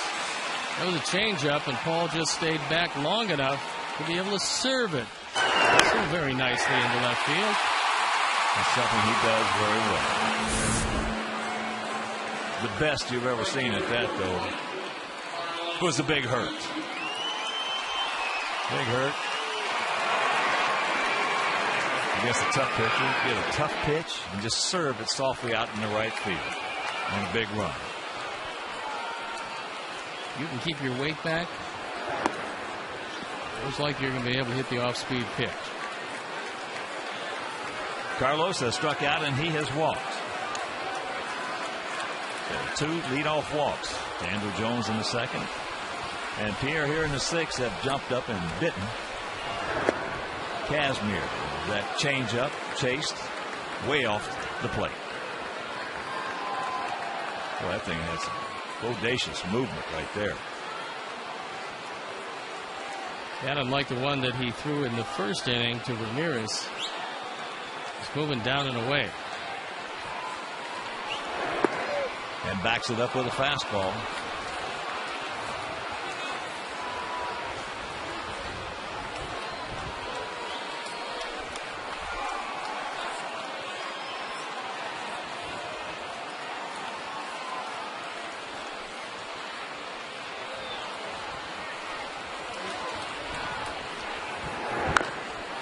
Breaking pitch, foul just over our dugout.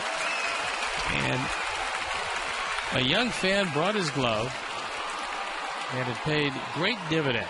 Always bring your glove. He was able to snag it on one hop, showing his brother the scuff mark.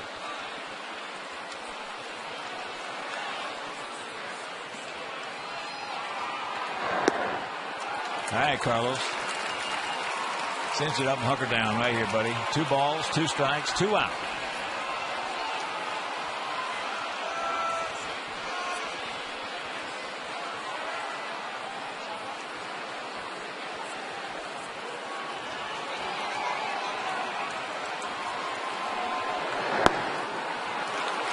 Good try by Casimir and good take by Quentin. Got a strike in there earlier in the count and thought he'd go back in and get another one. Andrew Jones waiting on deck. He's walked, scored a run, and stolen a base. Here's the change. Let's see if he can wait back for it. That ball hit deep. Way back. Matsui at the wall, looks up. You can put it on the board. Yes. Yes!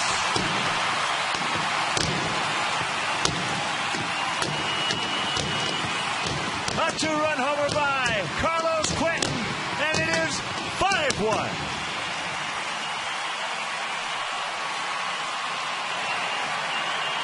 You got a 3-2 changeup.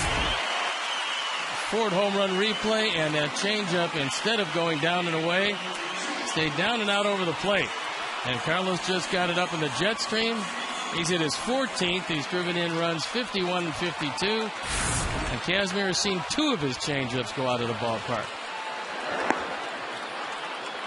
Those are the 12th and 13th home runs that he has thrown this year. Oh, that key 2-out RBI single by Konerko. That continuation hitting is, as Dan Jiggis would say, it's a beautiful thing.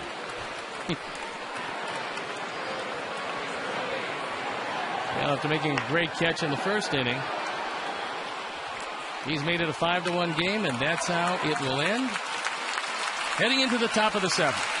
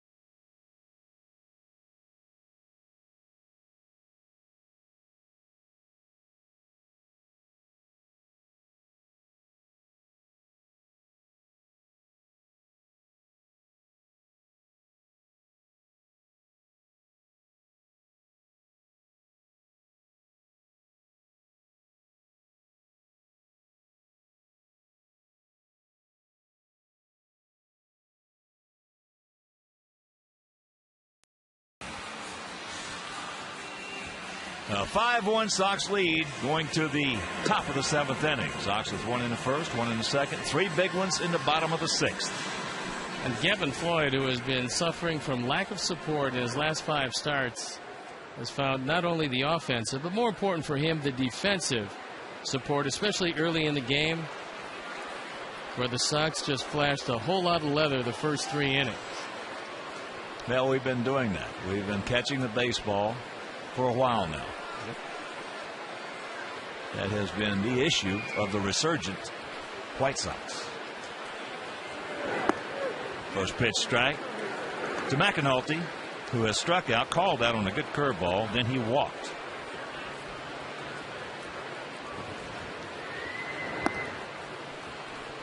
And that curveball a little bit high, I guess. Count 1-1.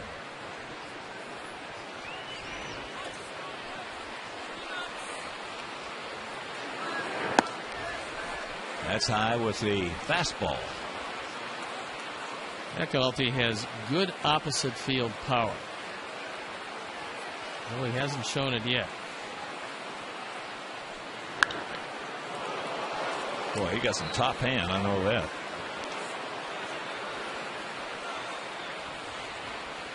Whew.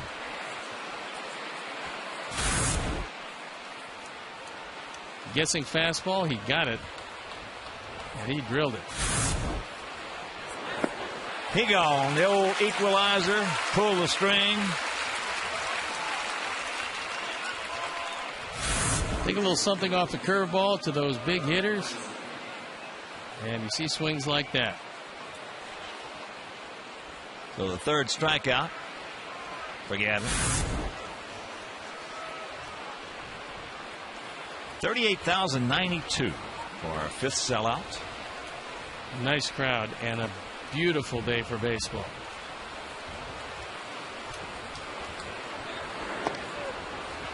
And there's first pitch strike.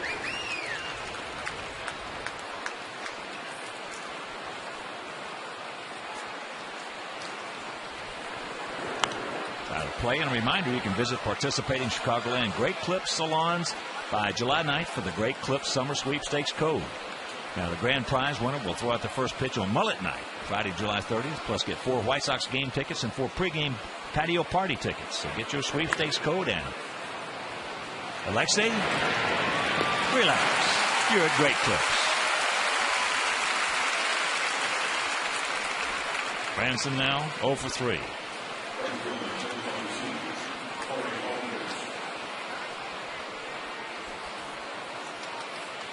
So here's Aldridge.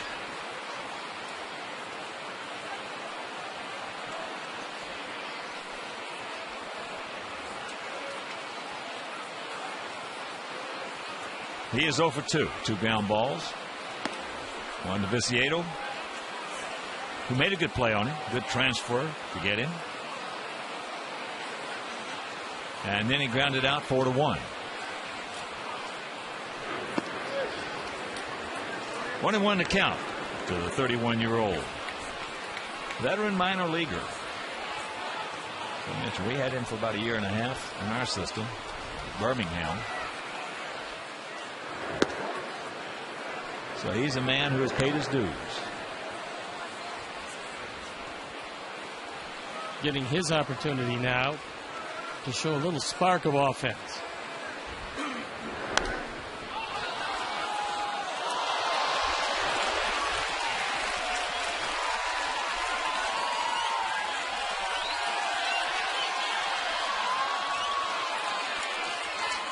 Two balls, 2 strikes, 2 out.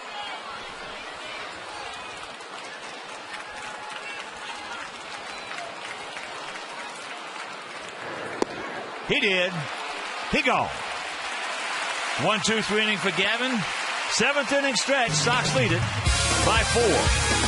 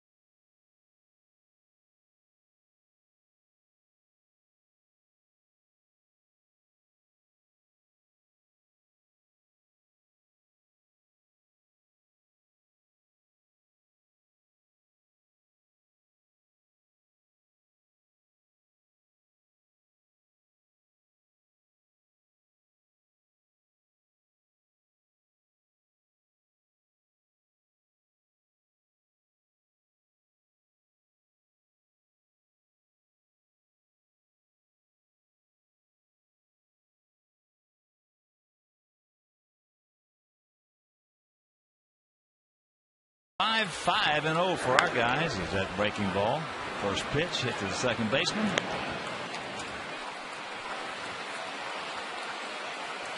One out. And here's our Feldco upcoming schedule. See the Angels for 3 more, culminating with that Thursday afternoon game. And then Kansas City comes to town at 7, 6, and 1 o'clock for the finale before the All-Star break. And then It's off to Minnesota, where the Twins reside in that beautiful ballpark. That ball hit hard, way back, looks up. You can put it on the board. Yes. Yes, his first Major League home run, one of many coming this young man's way in a White Sox uniform, and it's a 6-1 ball game. Diane Viciado.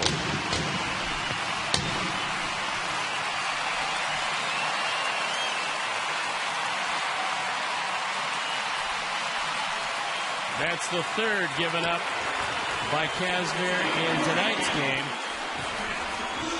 That didn't need to get up in the wind. That was a line drive rocket into the bullpen.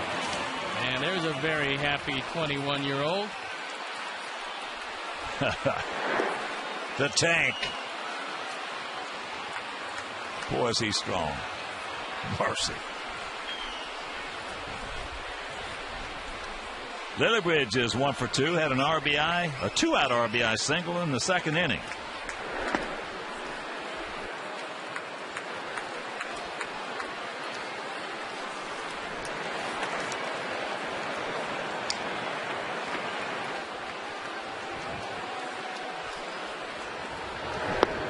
That's down low. So the count 3-0. Juan Pierre on deck. First home run, second run batted in the major leagues.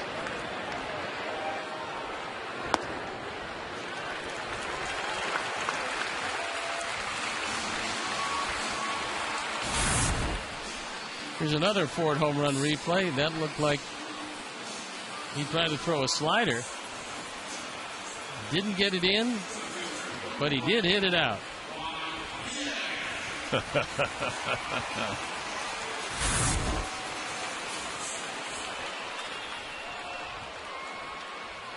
So here's one. He's 0 for 2 with a walk and a run scored. He started off that 3-run sixth. Wow. What a jump right there. So Lillibridge picks up his first stolen base.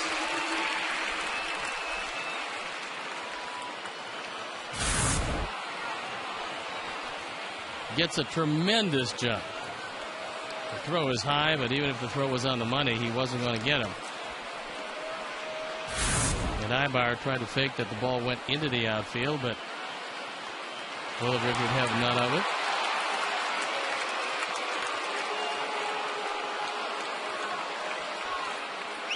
Don't stop now, boys.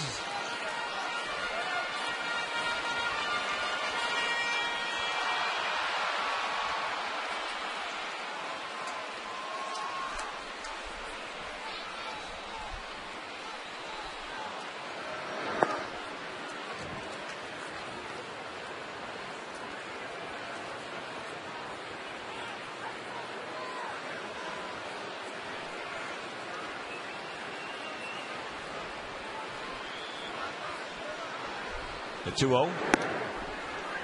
And another look at this. Let's look at the Tank smile right there on his first major league homer. Burley's just as happy. All those guys are just as happy for him as he is. Boy, you can't find a better teammate than Mark Burley is. There's ball 4.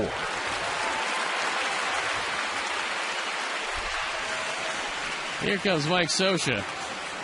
And that's going to be it. Scott Kazmir, who didn't have a whole lot tonight, gave up 6 already, charged with the 2 remaining. So as the Angels go to the bullpen, we'll be back after these messages.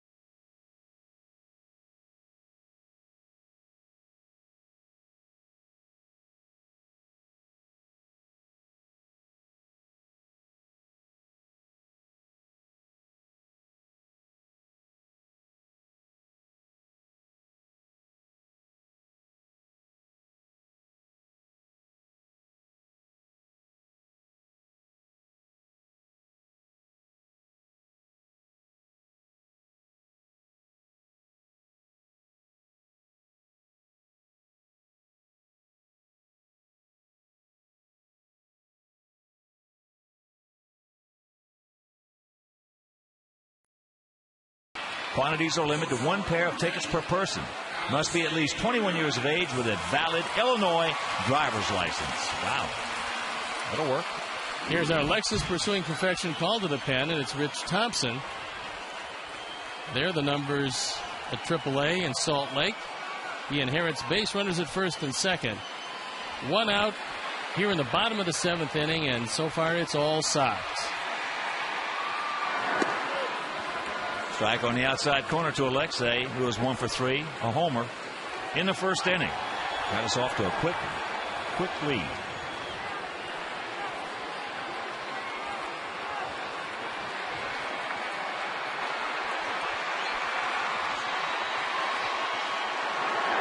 Curveball, and the count 0-2.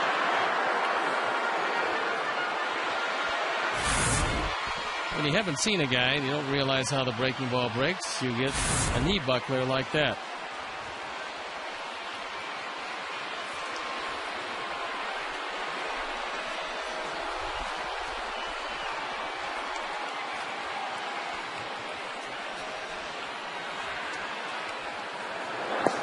Tacks it up.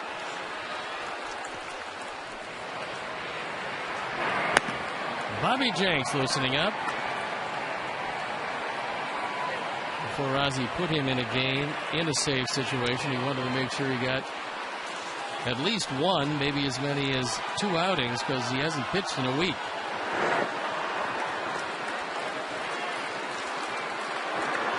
Two and two the count.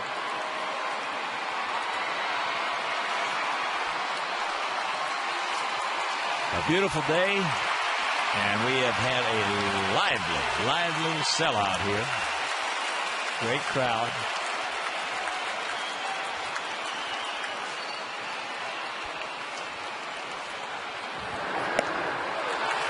Way high, full count.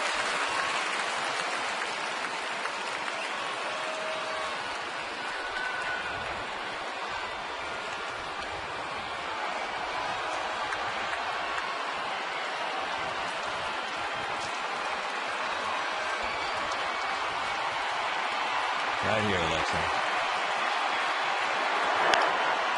And that's in the right field. That's a base hit. So here comes Lillibridge. He's going to score. Pierre in the third. And it's a 7-1 Sox lead.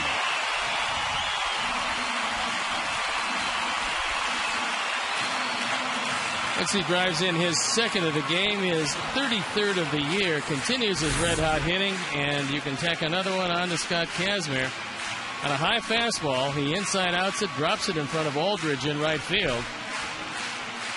And you're not going to get anybody with the speed of Clint Lillibridge on that. So here's Alex. Alex 0 for 3.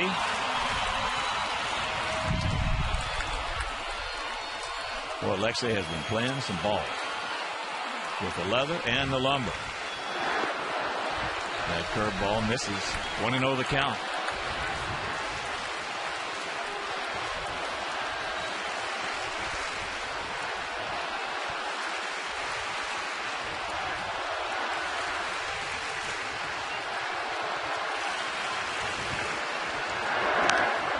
And that's foul straight back over our heads.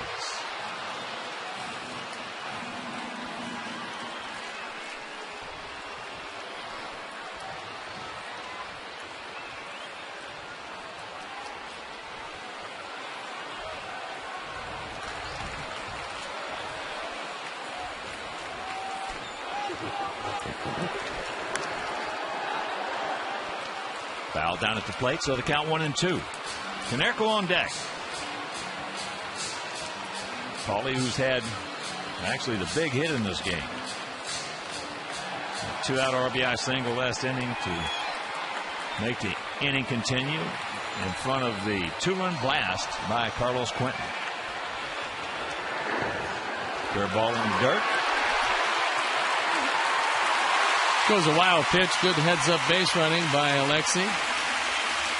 You're not going to throw to second base with Juan Pierre at third. As soon as he saw the ball in the dirt and the fact that Wilson couldn't corral it, he just took off.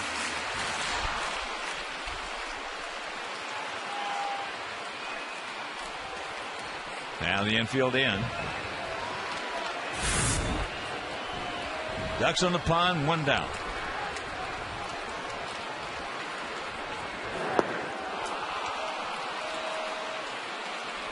So Alex, last 3 days, a little out of sorts after being so consistent all season long. Might be just a little bit tired. Hope for his last 12 now. But boy, has he been a player for us. Wow. Yes, here's Paulie. The one thing that Alex has not done, regardless of what he's had as far as the night offensively, is he hasn't taken it out to center field with him, because he's been outstanding defensively. He's been terrific.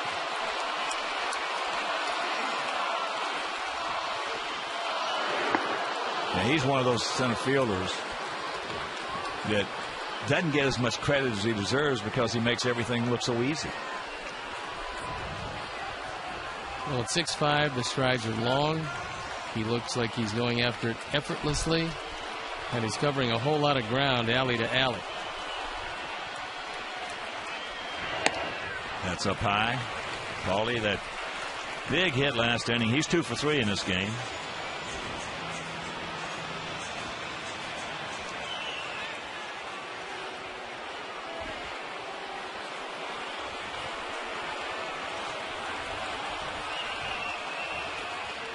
Outfield around to the left, gap in right center. Strike on the outside corner.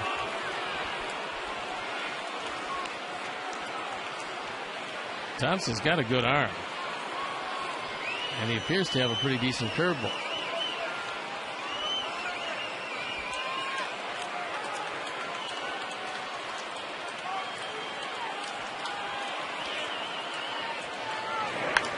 There's a shot. Look at the play by Kendrick. Mercy. Beautiful play by Howie Kendrick to rob Paul of 2 RBIs. Meanwhile, we scored 2. We'll go to the 8th, leading 7-1.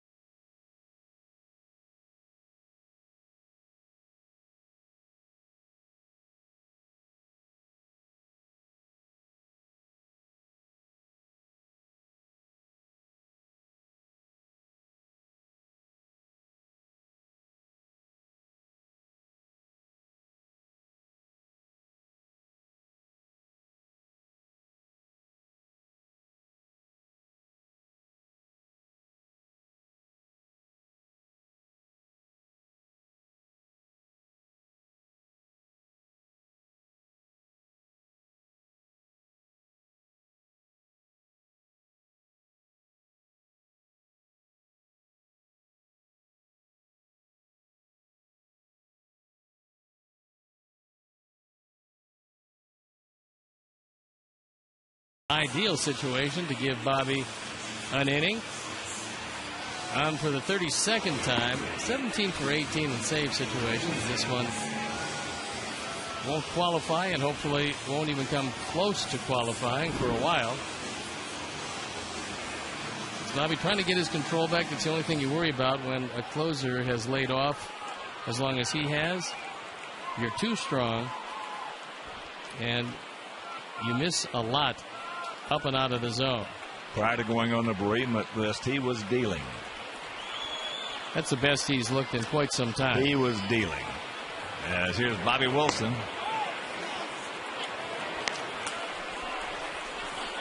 Takes ball one. Wilson has singled and grounded to short.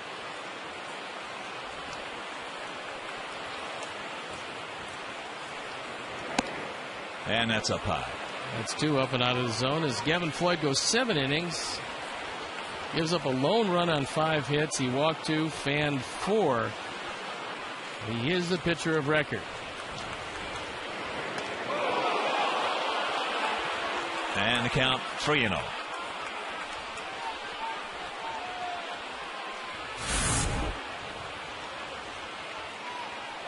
Wilson gets out of the way. Bobby hasn't been close on 3 straight.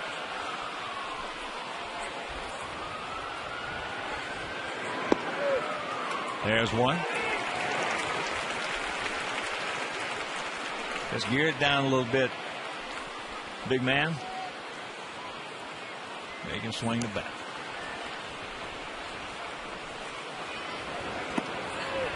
And the count goes full.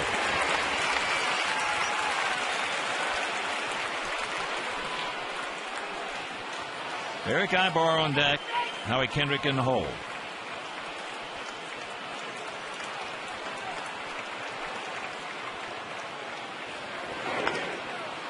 And there's a little flare, and that's going to be a souvenir right side.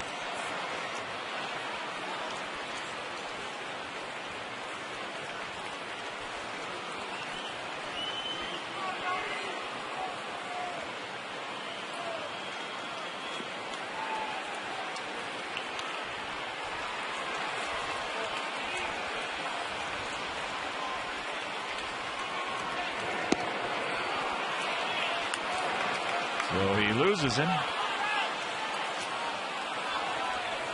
We're seeing the reason why, and a lot of people ask, why wasn't it Bobby Jenks closing out the game last night instead of Matt Thornton?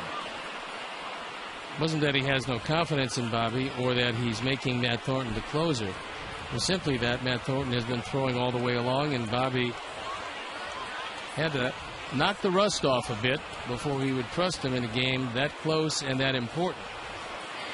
Here's Ibar. Takes first pitch strike. He's 1 for 3, a double leading off the 6th, and has scored the only Angel tally.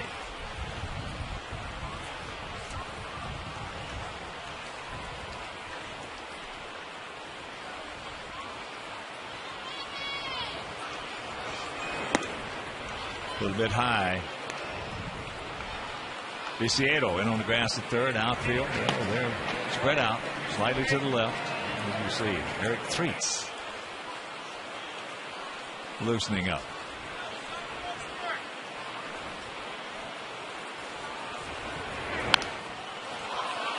That's fouled back. And the count 1-2.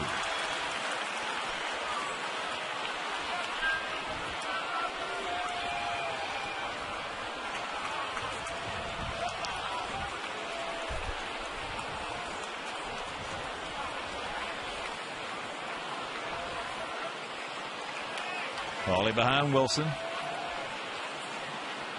And the 1-2 pitch. High chopper. Guns over.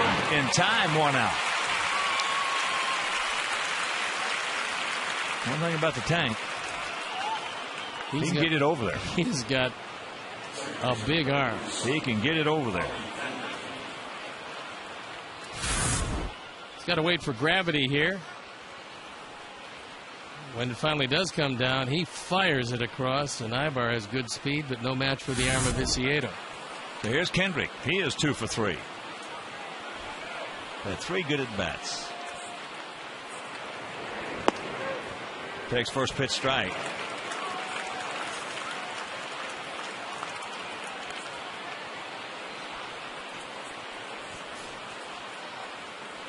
First of 4 with these guys. We'll finish it off over the weekend. 3 with Kansas City. Back through the middle. Kendrick is swinging that hot bat. Wilson will score, and it's a 7-2 ball game.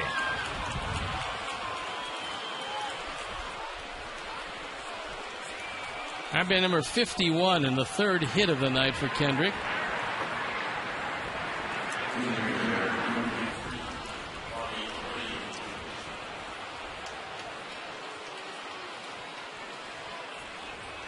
So here's Abreu. He's 0 for 3, but he has driven in a run. Picked up his 44th RBI.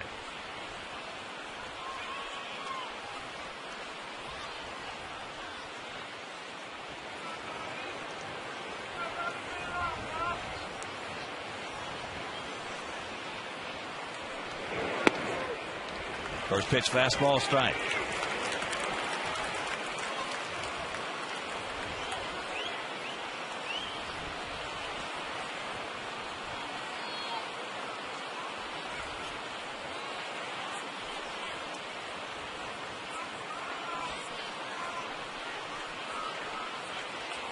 There goes a runner.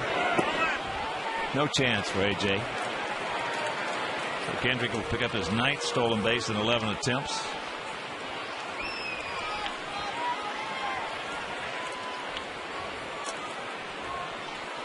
That's a big part of the Angels game, especially now with Morales out of the lineup. They've got to run their way into ball games.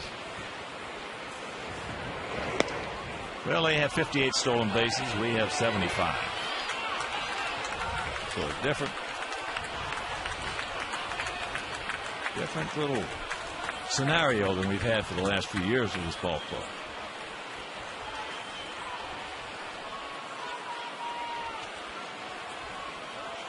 The 2-1 pitch. Goes through that fastball. So 2-2 the count to Bobby Abreu. 7-7-0 for us, 2-6-1 for them here in the first of this 4-game series. Tomorrow night, Jake Peavy against Jared Weaver. He gone. 2 down. And when you go to get out Abreu, that's the spot to go. You want it down and in. That's how Gavin got him in the first inning, and that's how Bobby got him there. Nice block by A.J. as he applies the tag.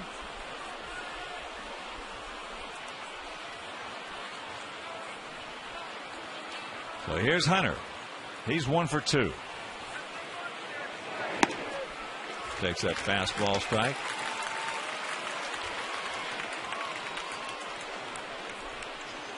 That one at 95 outfield. Around to the right, spread out for the soon-to-be 35-year-old Torrey Hunter.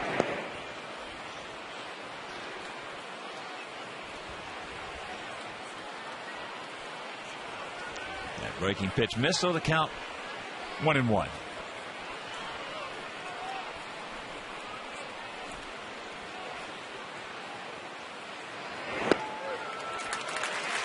Pours that one down at 95, and the count 1-2 for that game tomorrow. So make your plans to be with us right here at beautiful U.S. Cellular Field. Good matchup, PV against Weaver. On Wednesday, Freddie Garcia, who's been our ace, against Joe Saunders. And on Thursday, Johnny Dykes against Irvin Santana. But right here, the 1-2 pitch.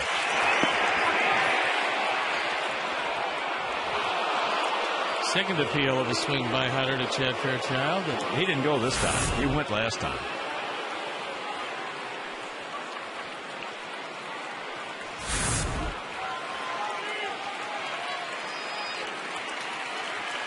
Two and two.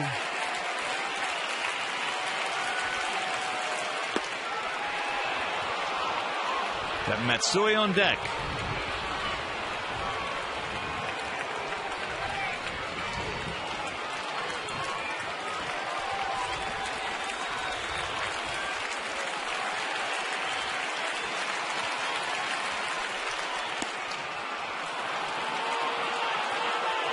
So the second walk of the inning.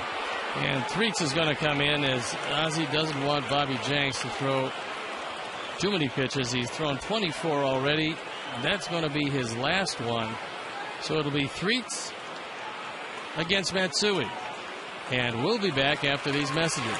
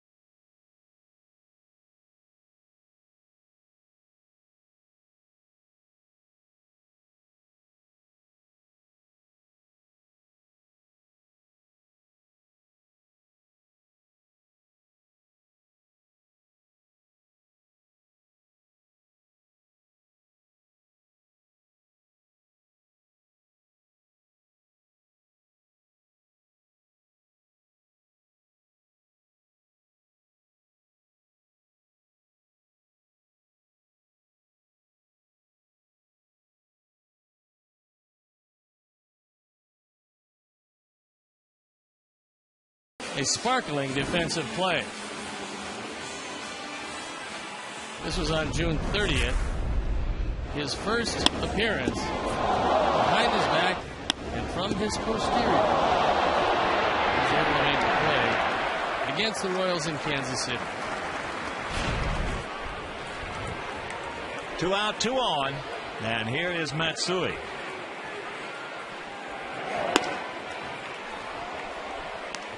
Takes ball one. Matsui 0 for 3. Twice he has grounded out to second.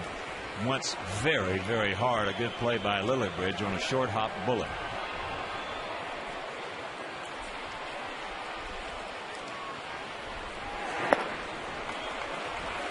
Way high and wide. 2 outs, runners in scoring position. 3-0-2. Well, one of the guys that made the Yankees go for a long time. And it didn't make any difference who was pitching. Come on, Eric. This thing's getting a little serious right now. Getting into a grand slam range with a base on balls here as there's Sergio.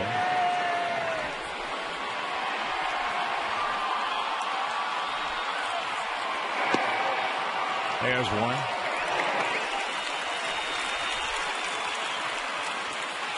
McAnulty on deck.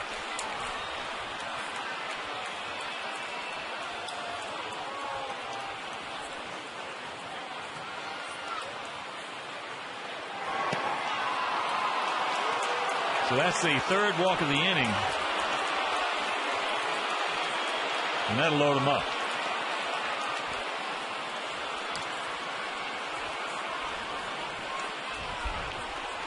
Now we're going to have a pinch hitter for him. Probably Mike Napoli. McAnulty. That's one of the reasons why Sergio Santos can get loose. And apparently he is, because that's going to be it for Treats.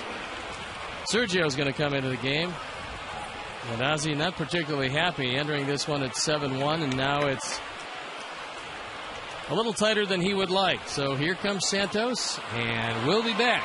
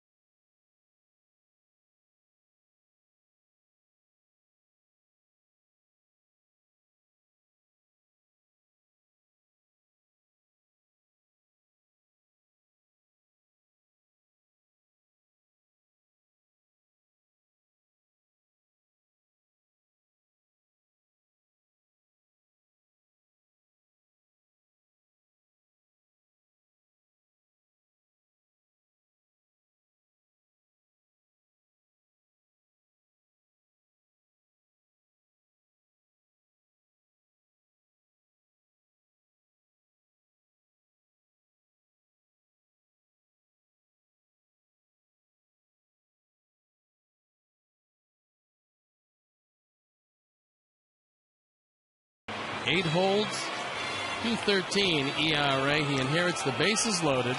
It's a 5-run lead.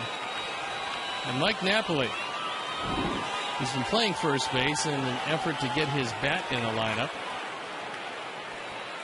will step in, and he's got some big power, but he's only pinch hitting for the 2nd time this year.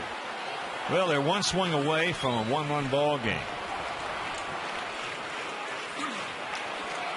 3 walks this inning.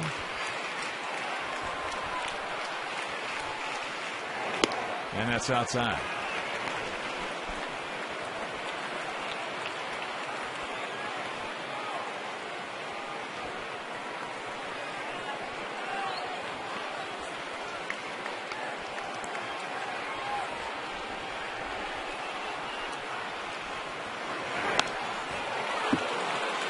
Big, mighty hack right there by Napoli underneath it. And the count 1-1. Fastball in the inner portion. Maybe a little too much on it for Napoli. Big pitch right here in this scheme of things. The 1-1. And he misses. So advantage goes to Napoli. He's hit 14 of them this year. There is no doubt about his power. No. Anywhere. Right, center, anywhere.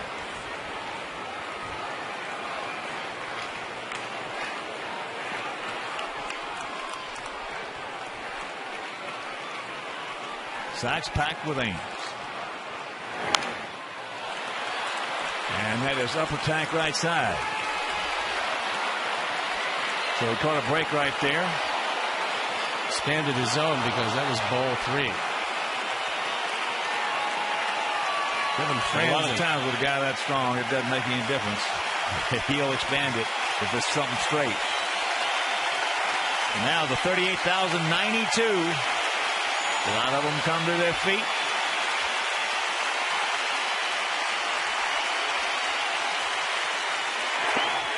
He gone. Sergio Santos comes in and shuts it down.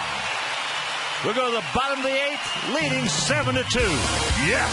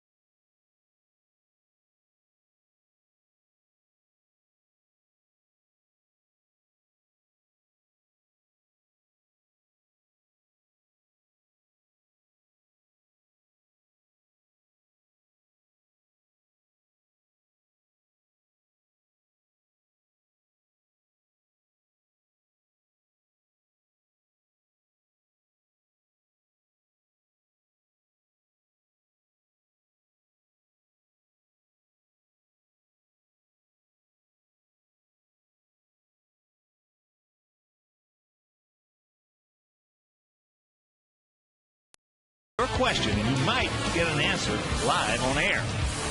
So don't miss US Cellular White Sox postgame live with Chuck, Frank, and Bill immediately following the game on Comcast Sportsnet, fans' best friend. Mike Napoli stays in the game, and he'll play first base. Carlos Quentin, 1 for 2 with a big 2-run homer that made it a 5-1 ball game.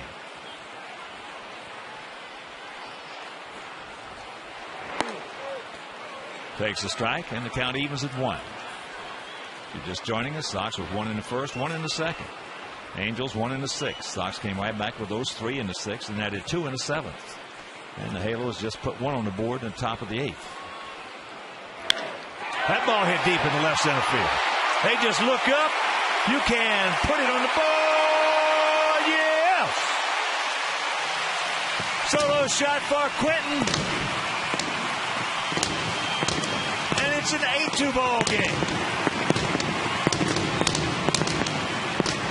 15 and 53 for Carlos Quentin. 2 for 3 tonight. Both of them left the yard. He's driven in 3. Our Ford home run replay. And that ball down and out over the plate.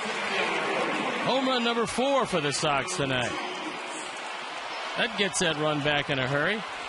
And here's Andrew takes a curveball strike. Boy, what a night Carlos is having. Those 2 home runs plus making one of the best catches you ever want to see a right fielder make. And if you missed it, back in the first inning with a man aboard, this is Torrey Hunter just skulls it. You never really know what's going to happen in a first inning, which is usually shaky for the starter. That's off the heel of foot of Napoli. And we'll check and see how Bob Rosenberg calls that one. A lot of spin on that. And it's E3.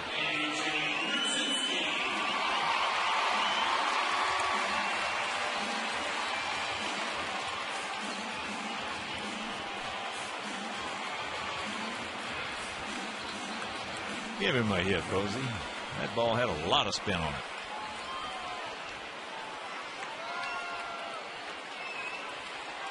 So here's AJ. AJ's 0 for 3. Robbed of extra bases on a beautiful play by Matsui in left as that ball is popped up left side. Branson.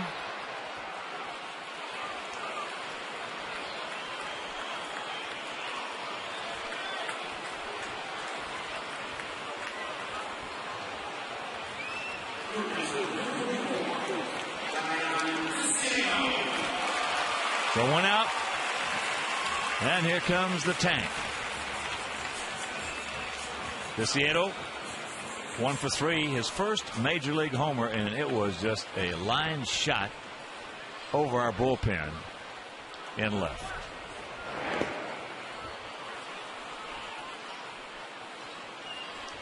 And if you missed it, poof. Little cutter that doesn't come close to getting in far enough, and it left in a hurry.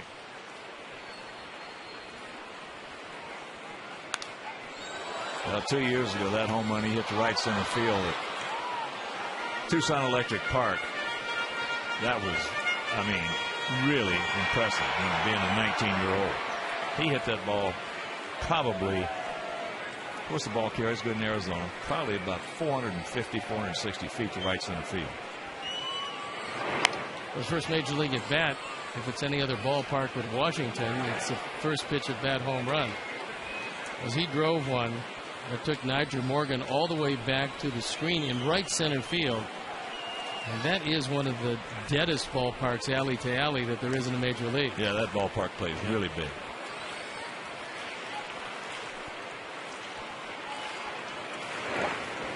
All the way to the backstop. Another wild pitch. No chance at all for Thompson. 8-0 for us. 2-6-2 for them. Thompson just took that breaking ball, steered it right into the ground.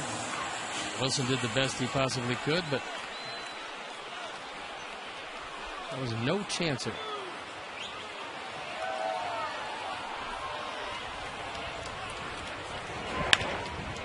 And there's a base hit to right. Andrews being waved around. Throw is not there in time. And it's a 9-2 Sox lead. The tank.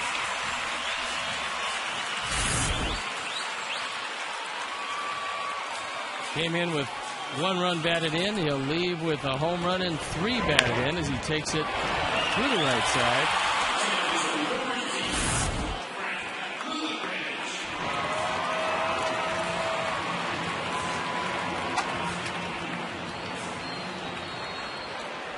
So here is Lillibridge. RBI single coming with 2 out in the 2nd inning. He walked and scored in the 7th. 1 for 2.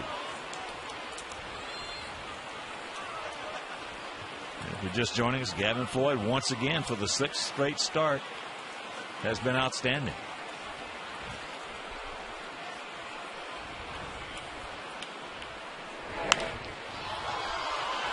That's going to be into the seats. 2nd row.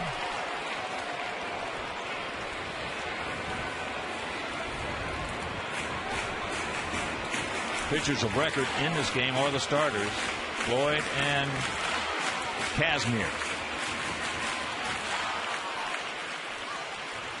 Gavin Floyd, if he does win this one, and you would think with a 7-run lead heading into the 9th he would go 4-7, and that's a very misleading 4-7. That's why baseball is such a beautiful game, because most numbers are so misleading. You can read them any way you want to. You can, if you want to, you can cook the books. He could have another 4 wins without a stretch. That's right. That's not even close to being pushing the envelope.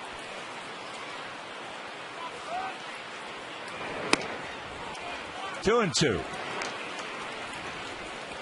It's like 2 years ago, Johnny Danks could have won 18 and 19, and if you wanted to push it just a little bit, 20 ball games.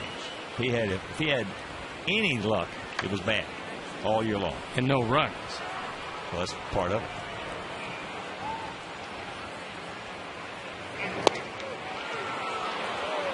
Got him, 2 down.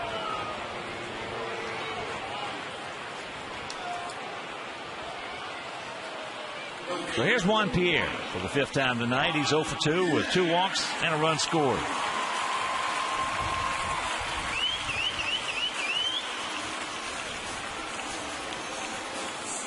Just the fact that Juan has walked a couple times tonight. He only walked 21 times all year. And 313 at-bats coming in. That ball hit hard in the center field. Hunter coming in, makes the catch. That'll retire the side, but 2 more go up on the board. We'll go to the 9th, leading 9-2.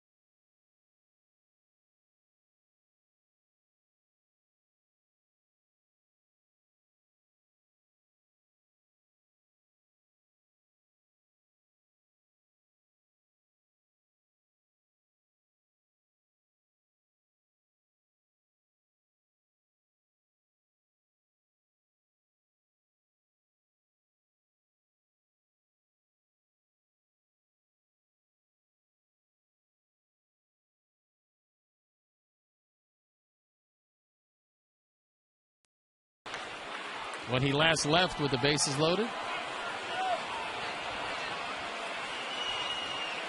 the game was on the line. Save situation for him. Yes, it is. Tying run in the on-deck circle. Bases loaded. A big strikeout. Kevin Franzen takes down low. He is 0 for 3. 9-2 good guys here in the first of this 4-game set with the Halos.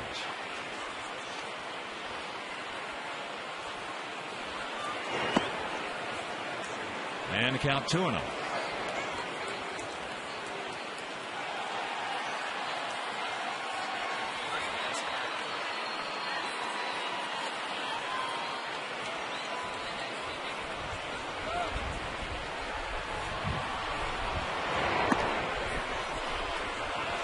Three and nothing.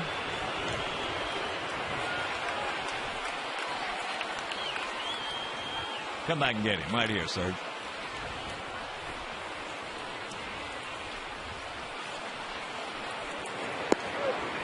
There's one. They can swing the bat. Not going to strike this guy out anyway. One time in his last, 97 plate appearances. There's two.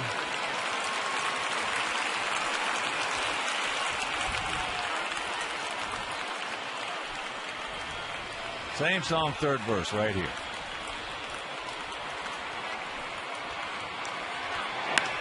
That's into center field, hit well.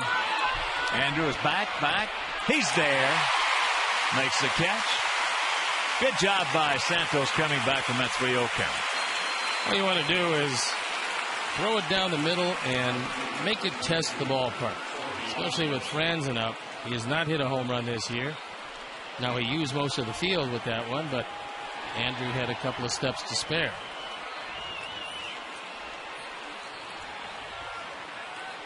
So here's Corey Aldridge, who is 0 for 3 tonight.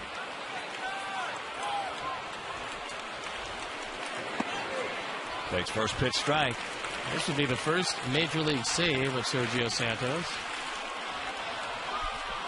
Probably the first of many. There's a very good chance when he finds that breaking ball and gets that changeup working, he will close one day. And the count 0-2.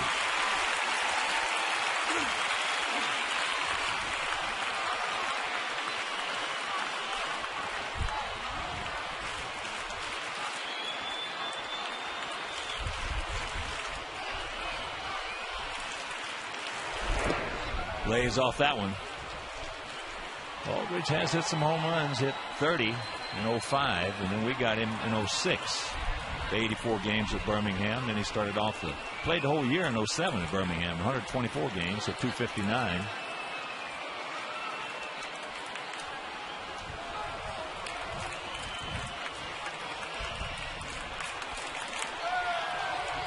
So the 1-2 pitch.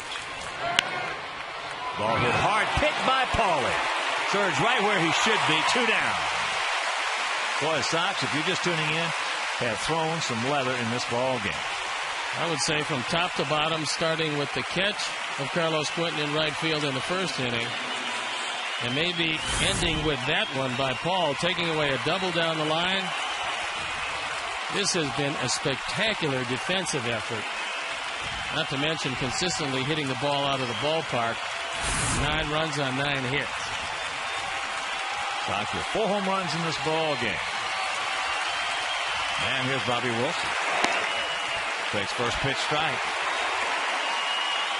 Bobby is single, grounded to short, walked and scored.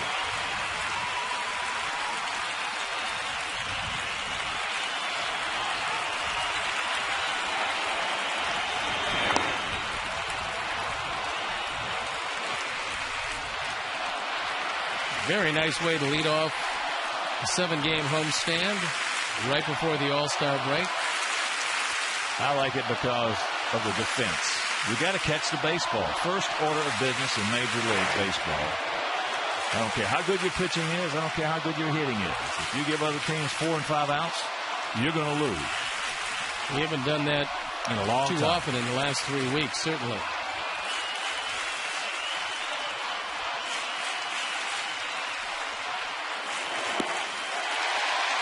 Two and two.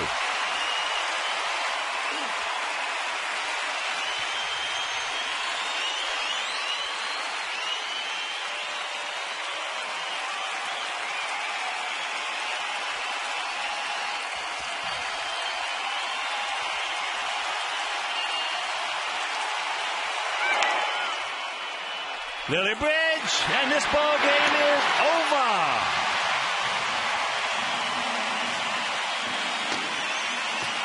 So the Sox get on the board in the first inning with that home run by Alexei Ramirez, and Gavin Floyd took over from there for his 6th straight start.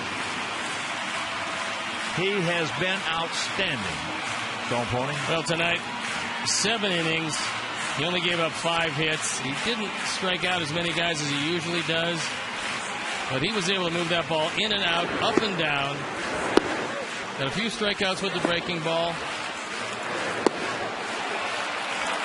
but it was his location all night long, highlighted by some spectacular defense behind him. That led to his 4th win of the year and the first save ever for Sergio Santos. So the Sox now run their record to 5 over at 43-38. And right now, though, let's go down on the field with Kip Lewis.